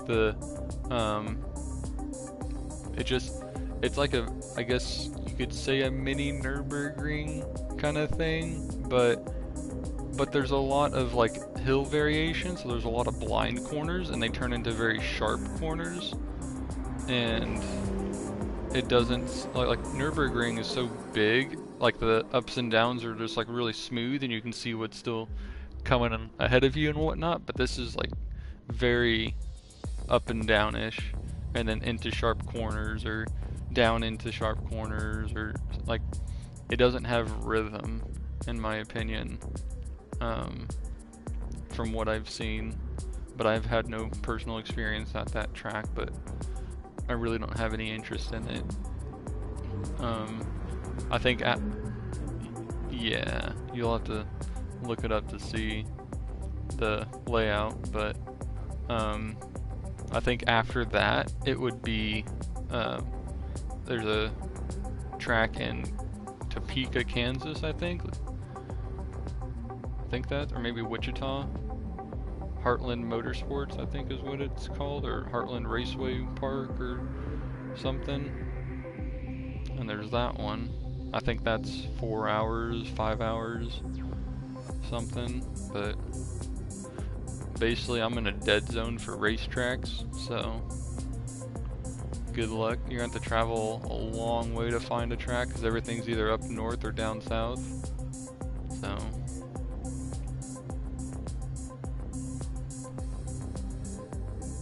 Well, for me, it's not the right area because like all the tracks are like northeastern or on the west coast, you know, or southern. And because there's a lot. I mean, you got VIR and Road Atlanta, Watkins, Mid Ohio,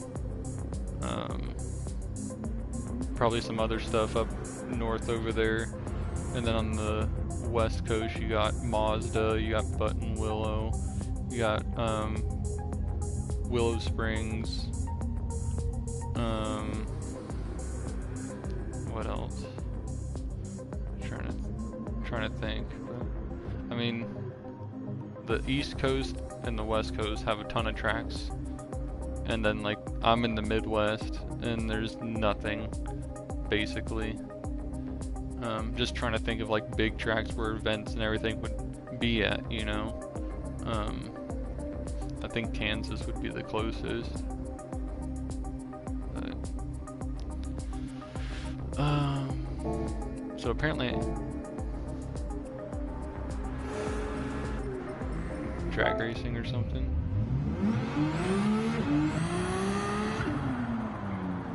Ooh.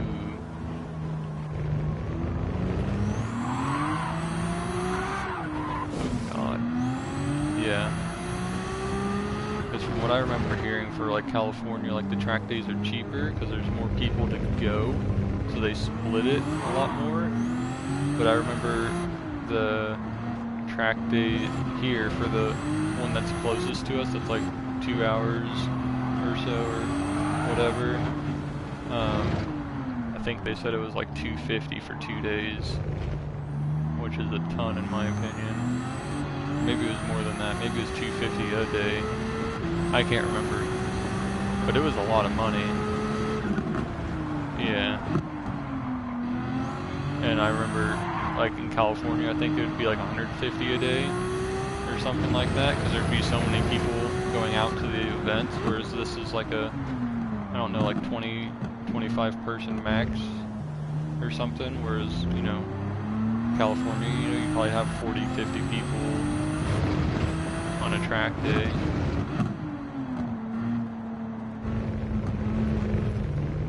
This car almost feels worse.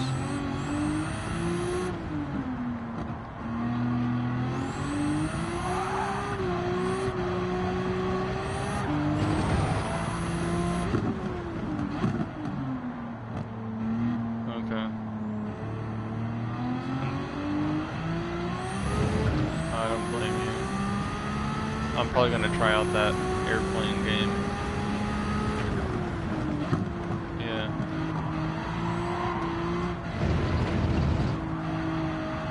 Really?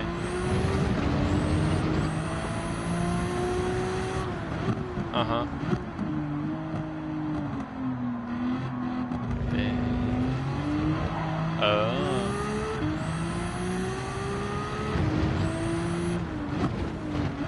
Okay. I remember there was a game on like original Xbox I remember playing that a friend at the time had, and we'd play like 4-person split screen on a dogfight. I think it was called Dogfight, like 1942 or something or whatever. And I remember playing that, and I used to have so much fun playing that game. I can't remember if I was any good or not, but I don't know if this is similar to it, but I'm going to find out.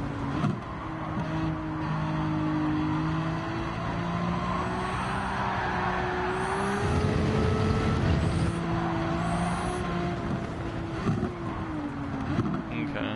I'll probably, you do mostly the airplane one then? Oh.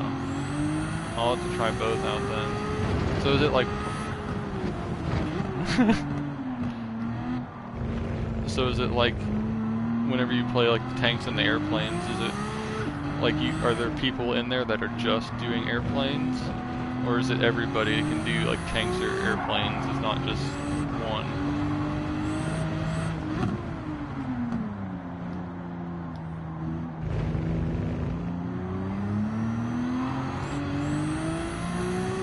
Okay.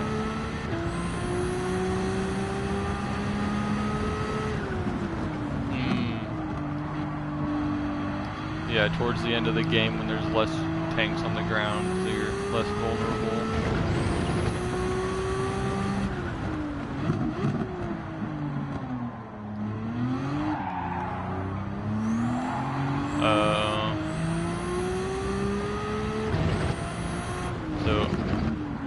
Okay. What kind of turbo do you have on yours? Okay. I have the low. I think I bought all three to try out, but this thing's gotten a lot of rear rotation.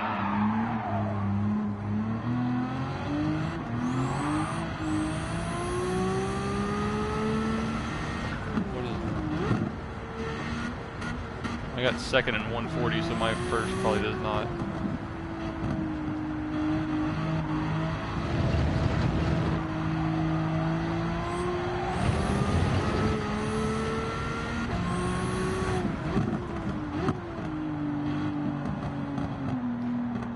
But I was faster on the R33 on sport soft tires than I am on this with race hard. And it just is what it is.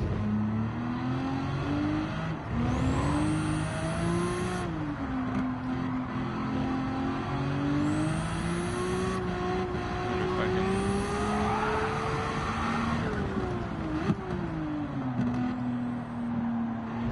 soften the rear some and see.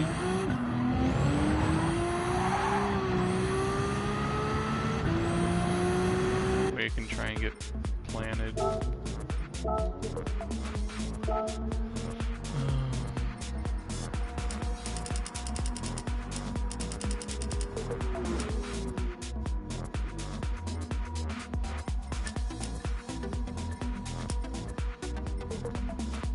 Ooh, it's kind of high too.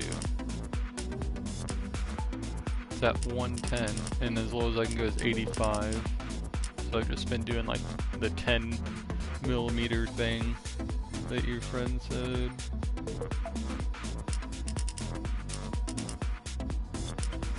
Jeez, monster truck.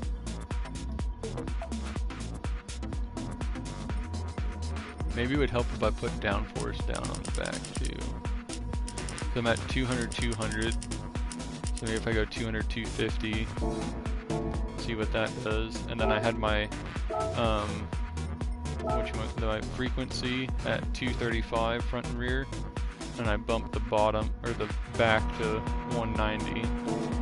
And then my roll bars are 3 and 2 now. They were 4 and 4. So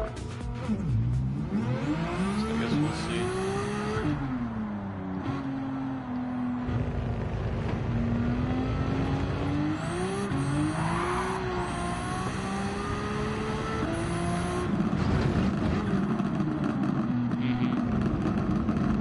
I like them.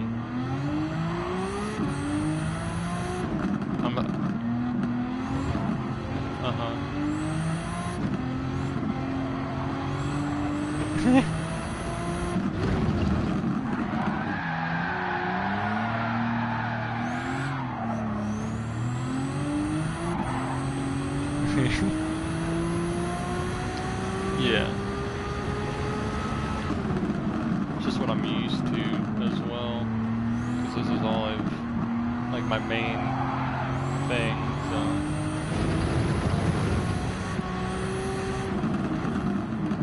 But I know they got some white face stuff you can get too. Like my S14 has white face gauges, but it's a SE. It's white face, and then they're illuminated numbers. I can't remember. Maybe it's not like illuminated numbers, but it's like an illuminated background. I can't remember, it's been so long. But I know I need to change them out, so I want to do LEDs and just do like white LEDs. I don't like some people do like different colors and stuff, and I'm real plain, like just give me a nice white.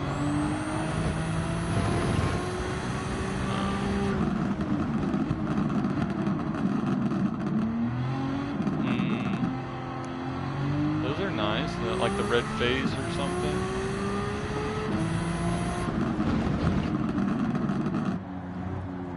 Is it OE or is that how it? You just did the lighting like that. Okay. I couldn't tell you what mine are. They may be like normal, like lights, but they're kind of yellowish. But I won't be able to remember. But I hate like when people get like those bright lights, you know, the blue. I hate that. And I'm a like I'm a big blue person, but I don't like that, like blue headlights like that. Like the actual lights themselves. Like depending on the car, maybe if you had like blue headlight tint, maybe, but depends.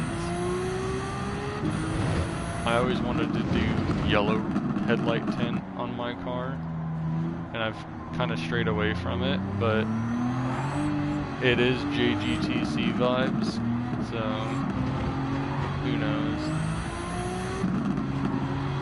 The Hondas. Because I'm pretty sure that's where they got it from, is GT300 JGTC cars and Super GT or something, but you just always see them on Hondas, so that's what I'd associate it with before I knew anything. But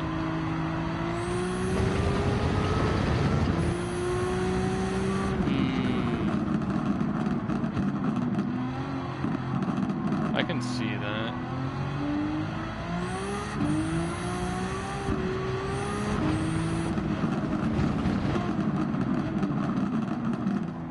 This car is just so unstable.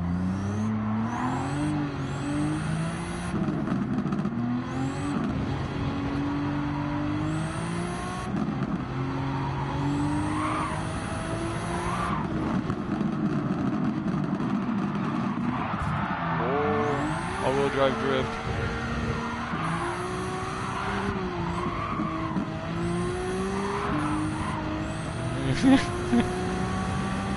The only way to get out is go flat out. Point the wheel and hit the gas. This thing's so loose though.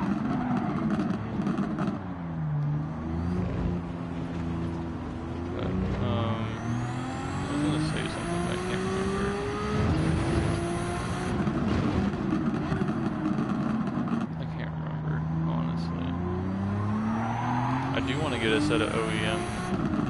Like whenever I got the car, it had like the crystal headlights. Like these are like fake D-Max headlights, or whatever. Like I remember looking them up and finding them, and they were just called like crystal headlights, and they had chrome and black, and mine were the black ones.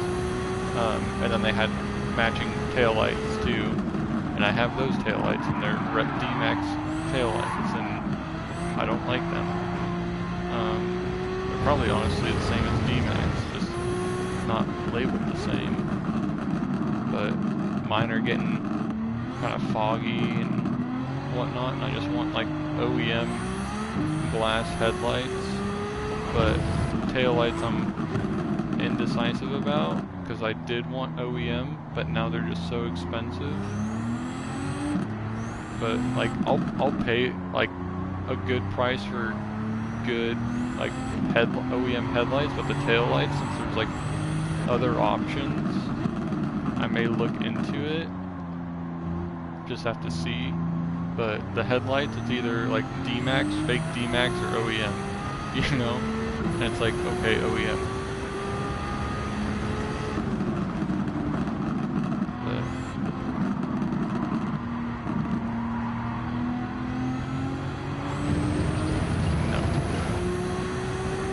I remember whenever I first got it, I wanted to wide body it and everything. Like, I remember the one car that, like, I saw that I thought was so cool. It had Origin Type 2 over fenders and whatnot.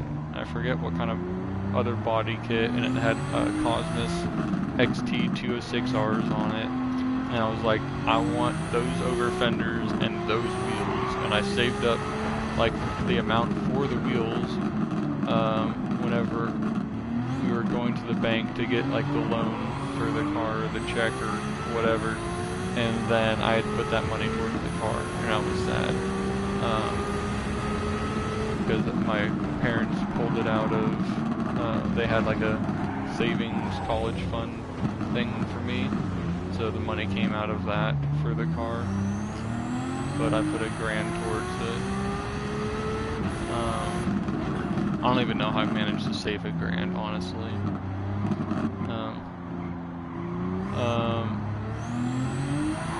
No, I did 1 full year, and then I did like a part-time semester, and then 1 class, and that was it, because I couldn't afford it anymore. The first year took all the money left in that bank account thing, which was like $3,200 or something. And so that was that, and then the next half semester, I think I did like 3 classes in 1 semester, and I paid for that out of pocket. And then I did another algebra class the following semester, and did that.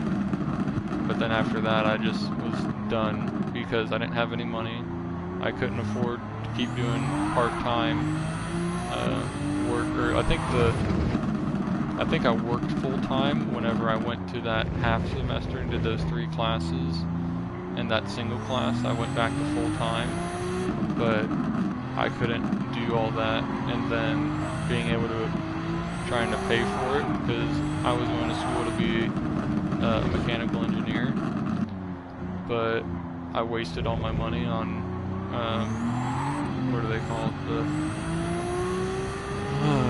like the pre-classes, or, yeah, prereqs, and I told them, because one of the guys I knew was doing like the CAD classes and everything, and I told them like, okay, I want to do this CAD class, you know, like I don't care about all this other crap and whatnot, like I want to get hands-on experience, and they wouldn't let me take that class,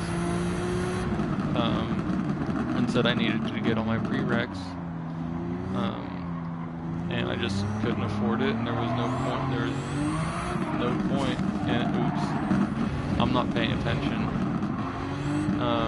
But there was no point in going through with any of it because of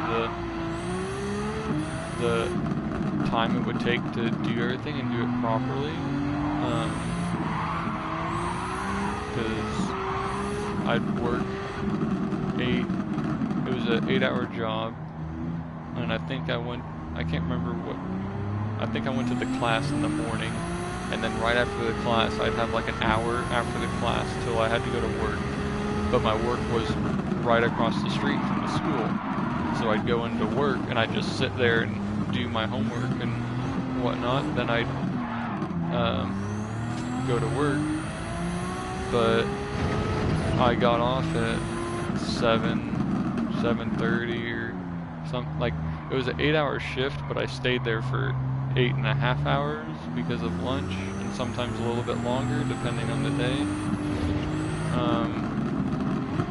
And it just, like, so tiring, and like so much crap, and it's just like the money I was making and the money everything cost, like the rate at which everything was going just wasn't plausible. And then because I went to the community college, and then I would transfer to the big college here, but trying to afford the big college, there's no way I was going to afford that. And I didn't, like, I tried for scholarships, and I didn't get any scholarships or anything, so there was no point. But like 8 or something. Was like, yeah, like you get up at 7 in the morning, you leave the house at like 7:30, class starts at 8, I think, something like that, and then it lasts till like 9:30, whatever, work at 11. So, yep. But I wouldn't leave there till like 7:30, sometimes 8, because what I would do whenever I worked there is they didn't care when you took your lunches, and so they only scheduled you 11 to 7. And so you'd only get paid for 7.5 hours if you took your lunch in between. So I waited till 7 o'clock to take my lunch, and I just ate on my breaks.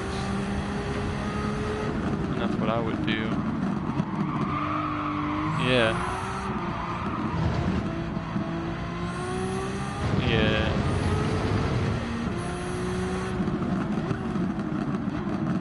Yeah. Well, I would still take my lunch, but there are people I worked with didn't like that, but it's like, what's the point? Like, I'm working like the entire time we're open, like during my shift, like, because we closed at 7, you know, but then they would complain that I do that, but like, I have to work while they're at lunch, so what's the problem with you working while I'm at lunch? You know, like, you're stupid. They just didn't want to do any work.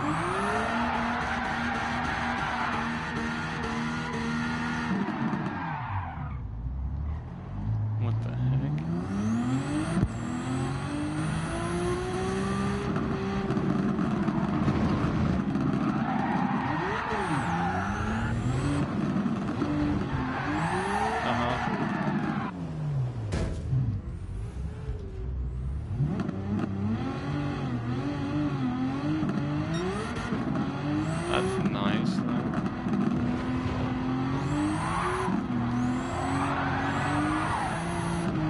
$700 a week that's more than I make right now. It'd be nice to make that.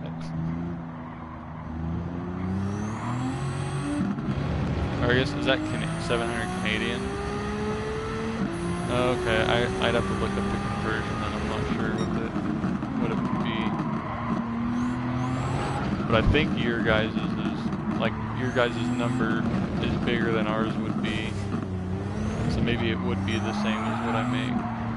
But this week, I think I took 550, somewhere around there.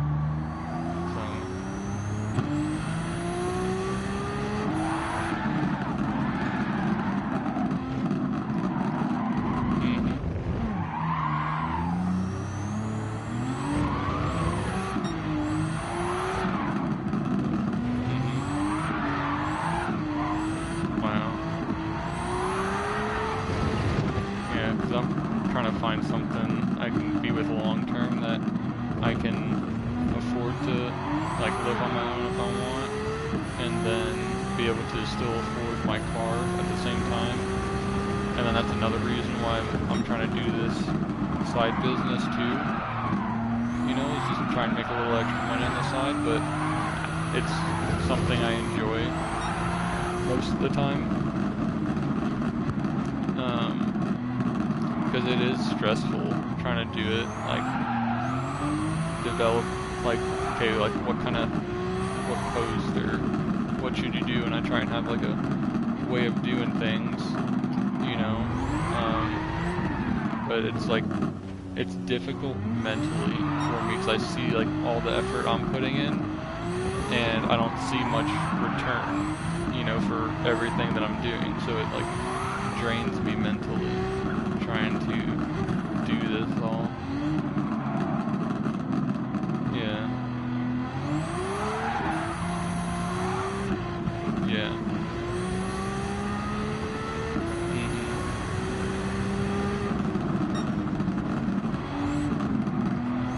Yeah.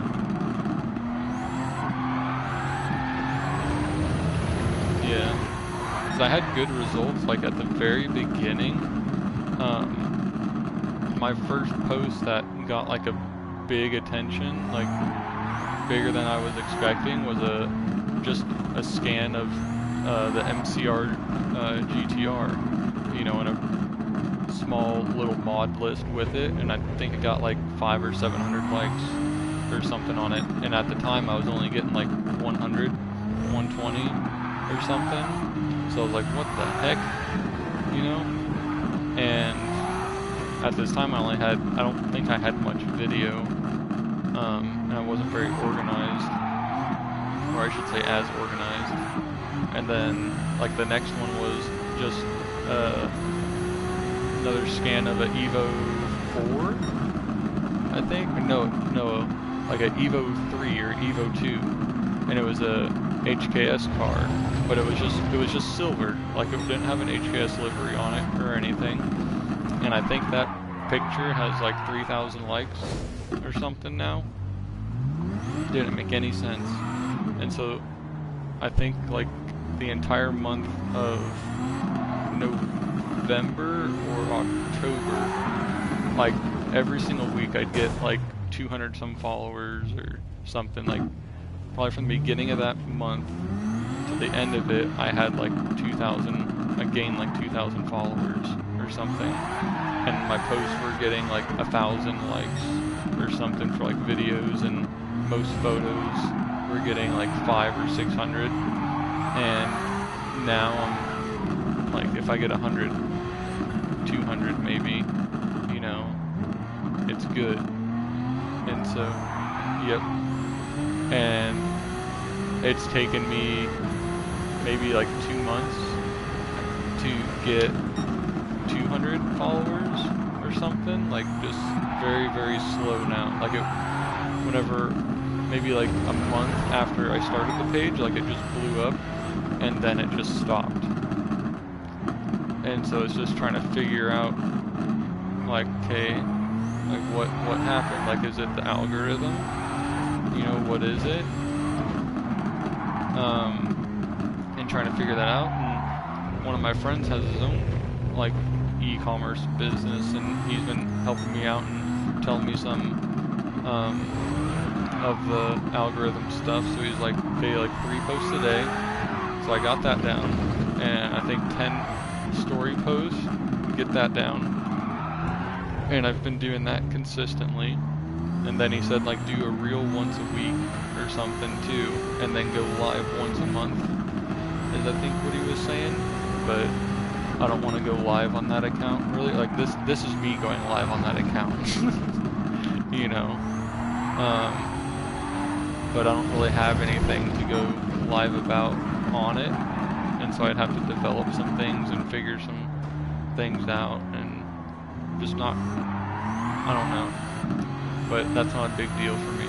But lately I've been testing the videos out as reels to see what happens, and honestly haven't been getting the results I wanted.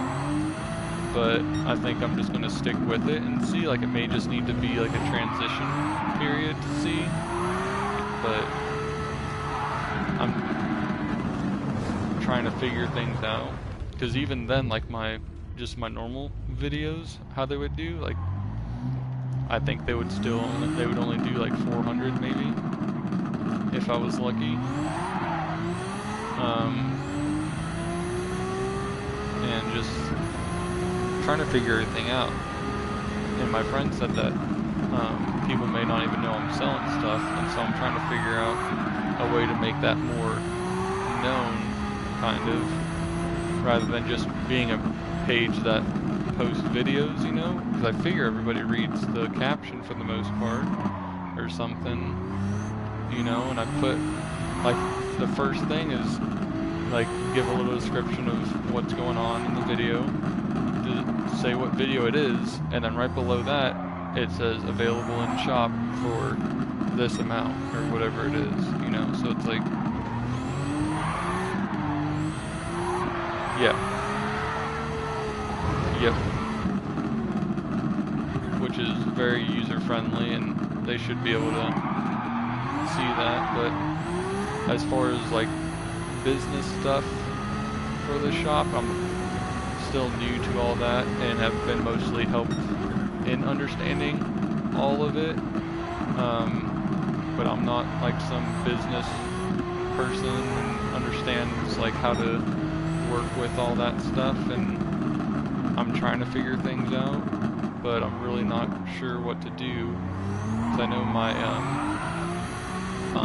what is it, like, I have people going to like that are clicking on stuff and adding it to cart and going to the checkout, but for some reason they don't process the order and they don't go through with it. Like, I think last time I looked for last month, like this was maybe a week or two before, like a week and a half before last month ended, and I had 11 or 12, like I had, I think 10 people added something to cart,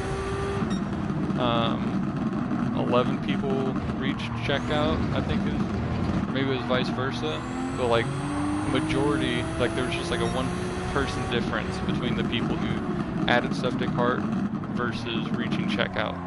And then there was only 1 person who went through with their order.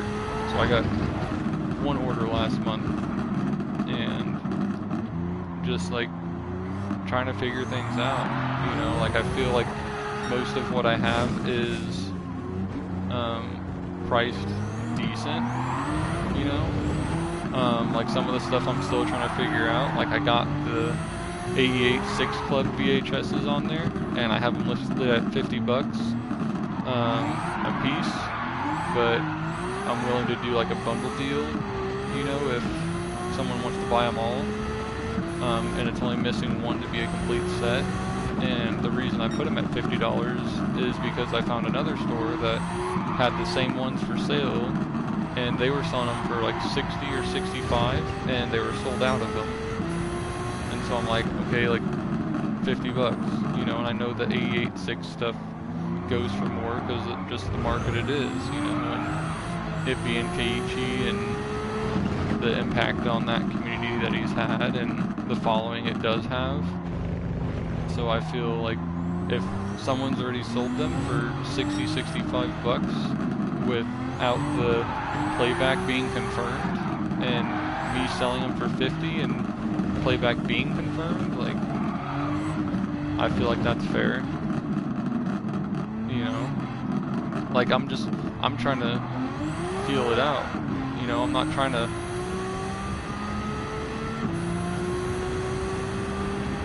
yeah, that's something I just added.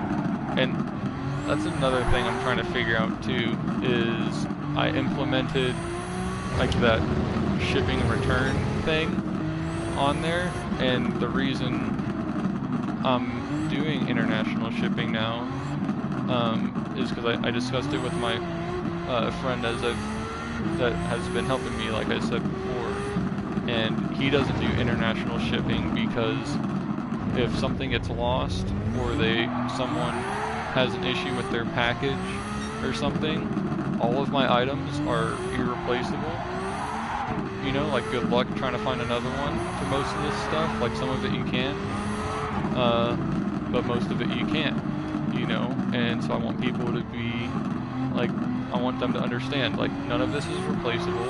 If it gets lost or damaged in shipping, like no returns, no refunds, like no nothing, you know. And I want to be straightforward with that. I don't want to deal with claims or anything. Like everything is sold as is, you know. I do the best I can to describe the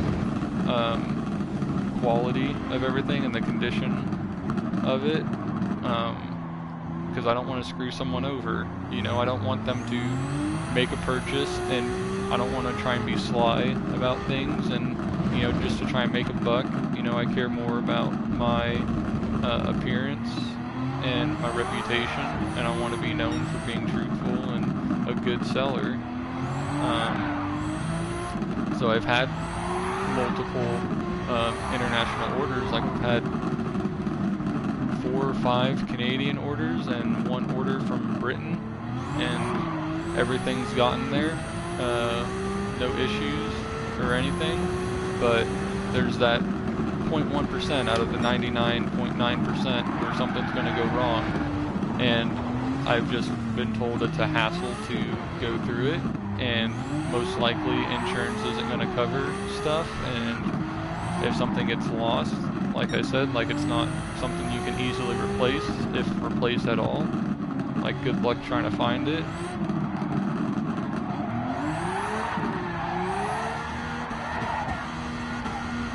That's what I'm trying to figure out, you know, like what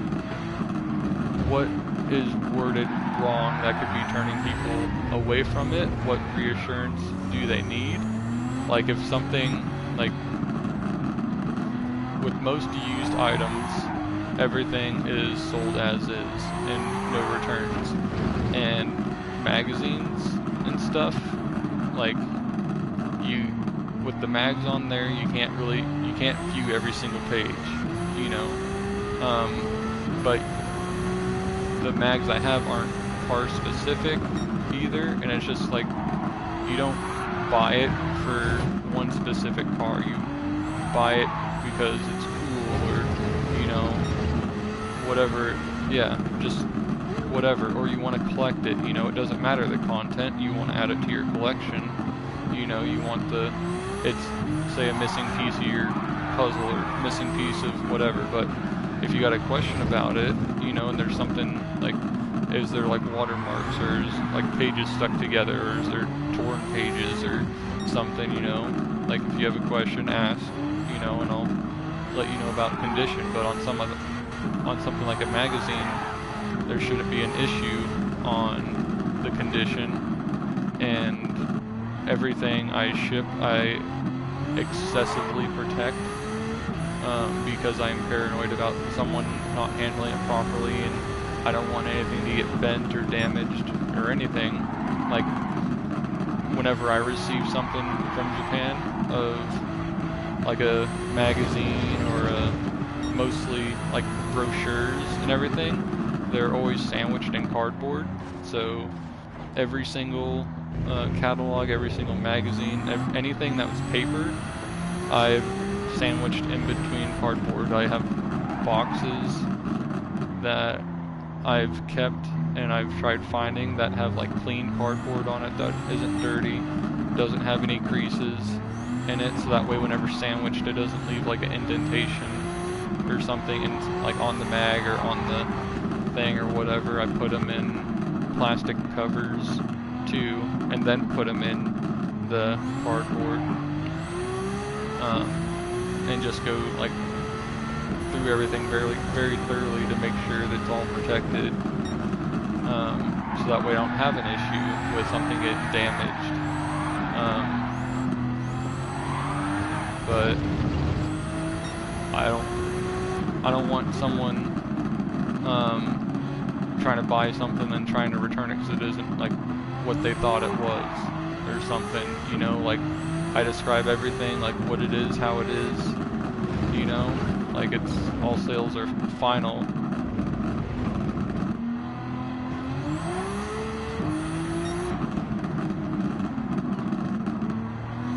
If it's wrong.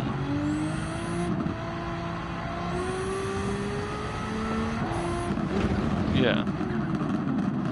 But yeah. But I feel like whenever I put something on there, I show proper pictures of the condition of it, and I do my best to do that, so there shouldn't be any question about the condition, in my opinion. Like, if there's something, like some of my mags, like the staples on the stapled mags are damaged, you know, or there's bent edges or something. Like, I do my best to take pictures of all that stuff. On the die-cast cars, on the corners of the boxes, there should be pictures on the website of that too, to show the condition of the boxes that they're inside, as well as the cases and the car and so on, so that way there is no question. Like, I do my best to describe the condition with the photos and in the description as I can. Like, magazines, I don't put condition in it because I feel like it's fairly obvious if you look at the photos and it's just a picture of a crease or a bend in the picture, you know, like it speaks for itself. As far as VHSs, I don't list anything that's not playable. I confirm playback on every single thing before I list it, even the DVDs. That way everything's confirmed and there's not going to be any issues. And then if for some reason one of the VHSs doesn't work, then I'd return it. Like, I'd accept that return as well, because you don't want to spend 35 bucks on a VHS tape that doesn't work, you know. But the reason why they are 35 bucks is because they work, and I've guaranteed that they do work, you know, whereas there's other places trying to sell them for 20, 25, and they have no idea if it works. Like, do you want to pay that much? Like, do you want to, like, even if it's 15 bucks, do you want to waste 15, 20, 25 bucks on something that's not going to work, you know? Yeah. Or someone who wants to, like, I don't want it to be just for collectors, though. I want some, like, everyday person to be able to find something that they like and be able to attain it, you know? Yeah, that's, like, the whole point of some of this, too, is to be able to allow people to receive the information and to be able to have it, you know, to preserve it all. And that goes, like, with the VHSs, like, offering a DVD format for that. Like, depending on how the VHS is stored, the tape's going to get damaged eventually, being that these are 25, 30-year-old VHS tapes. I mean, it's impressive that they're still working, honestly. But on the off chance that, hey, you step on it, or it falls, or something falls on it and damages the case, like, you know, you have a DVD copy of everything that was in that tape, you know. And I looked up how much most places charge, like if you're gonna mail a VHS tape in to get it digitized or put on a DVD or whatever, they charge 25 bucks. So I really don't see the problem with doing that. And it takes maybe 3 hours anyways to do that whole process, and so there's money and time with that as well. And then the software on top of it to be able to do that wasn't cheap.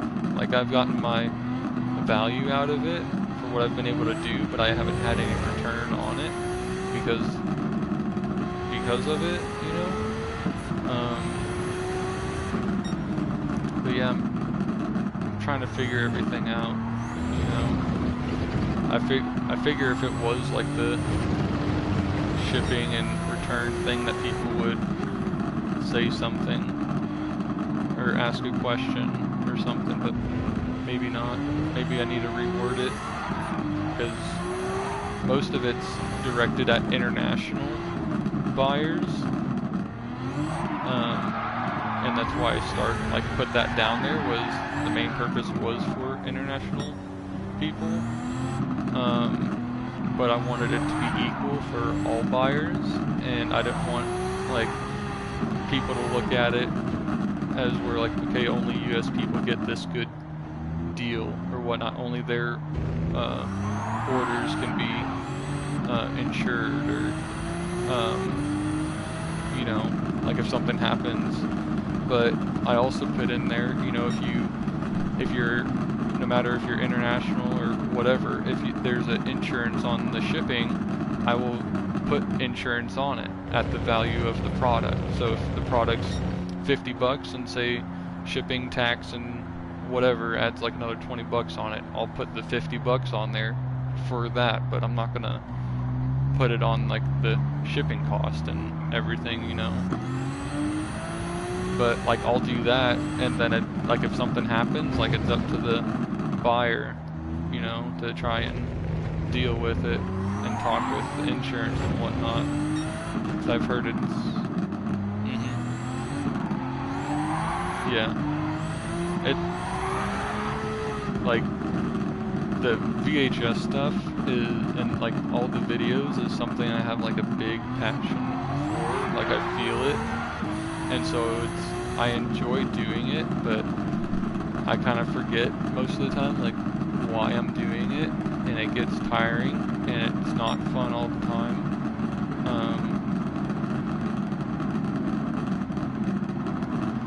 Yeah. Yeah.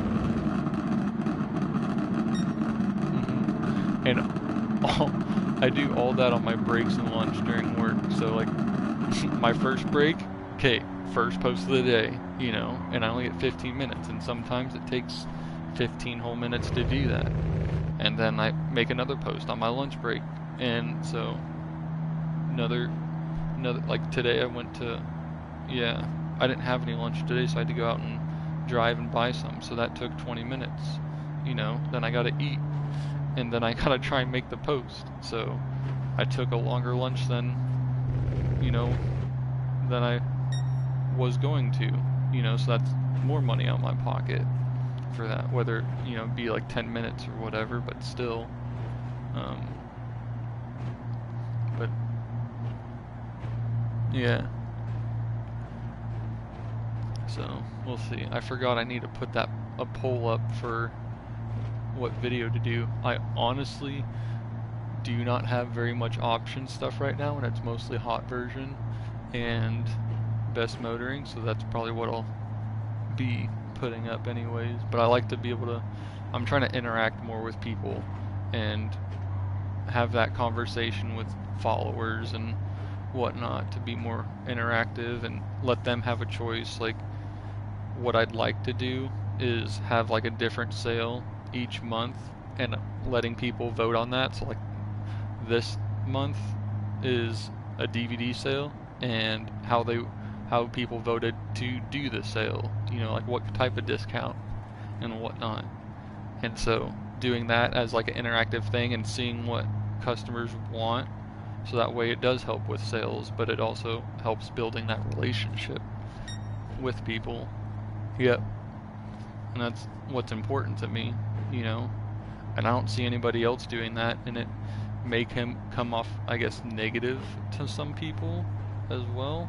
I'm not, like, they could look at it as a negatively impacting way of doing things, potentially. Yeah. Yeah. Yeah. And as far as I know, I was the first person selling, like, I've heard of people doing it previously, or have been told, but I've never seen it. But as far as people I've seen on Instagram, because I follow a ton of pages on my main account, I've never seen anybody do what I do and selling what they post. And then I started seeing a guy do that as well after I started doing it. So that was kind of cool to see. But I'm just not getting the reach right now that I want, and I'm trying to figure out. So like tomorrow I'm going to some flea markets and seeing if I can find a VCR TV combo, because since I started this page, this is something I've wanted to do, is to be able to get that and make like reels with the VHS tapes, and to do something cool with that, so that way people can see that they actually do work and there are no issues with it. And then you also get to see like a clip of the tape and whatnot, you know. So yeah, so I'm trying to find one of those to do that, and then with this scanner coming in, being able to hopefully do better scans of the mags and eventually have like a database of stuff, I think would be really cool.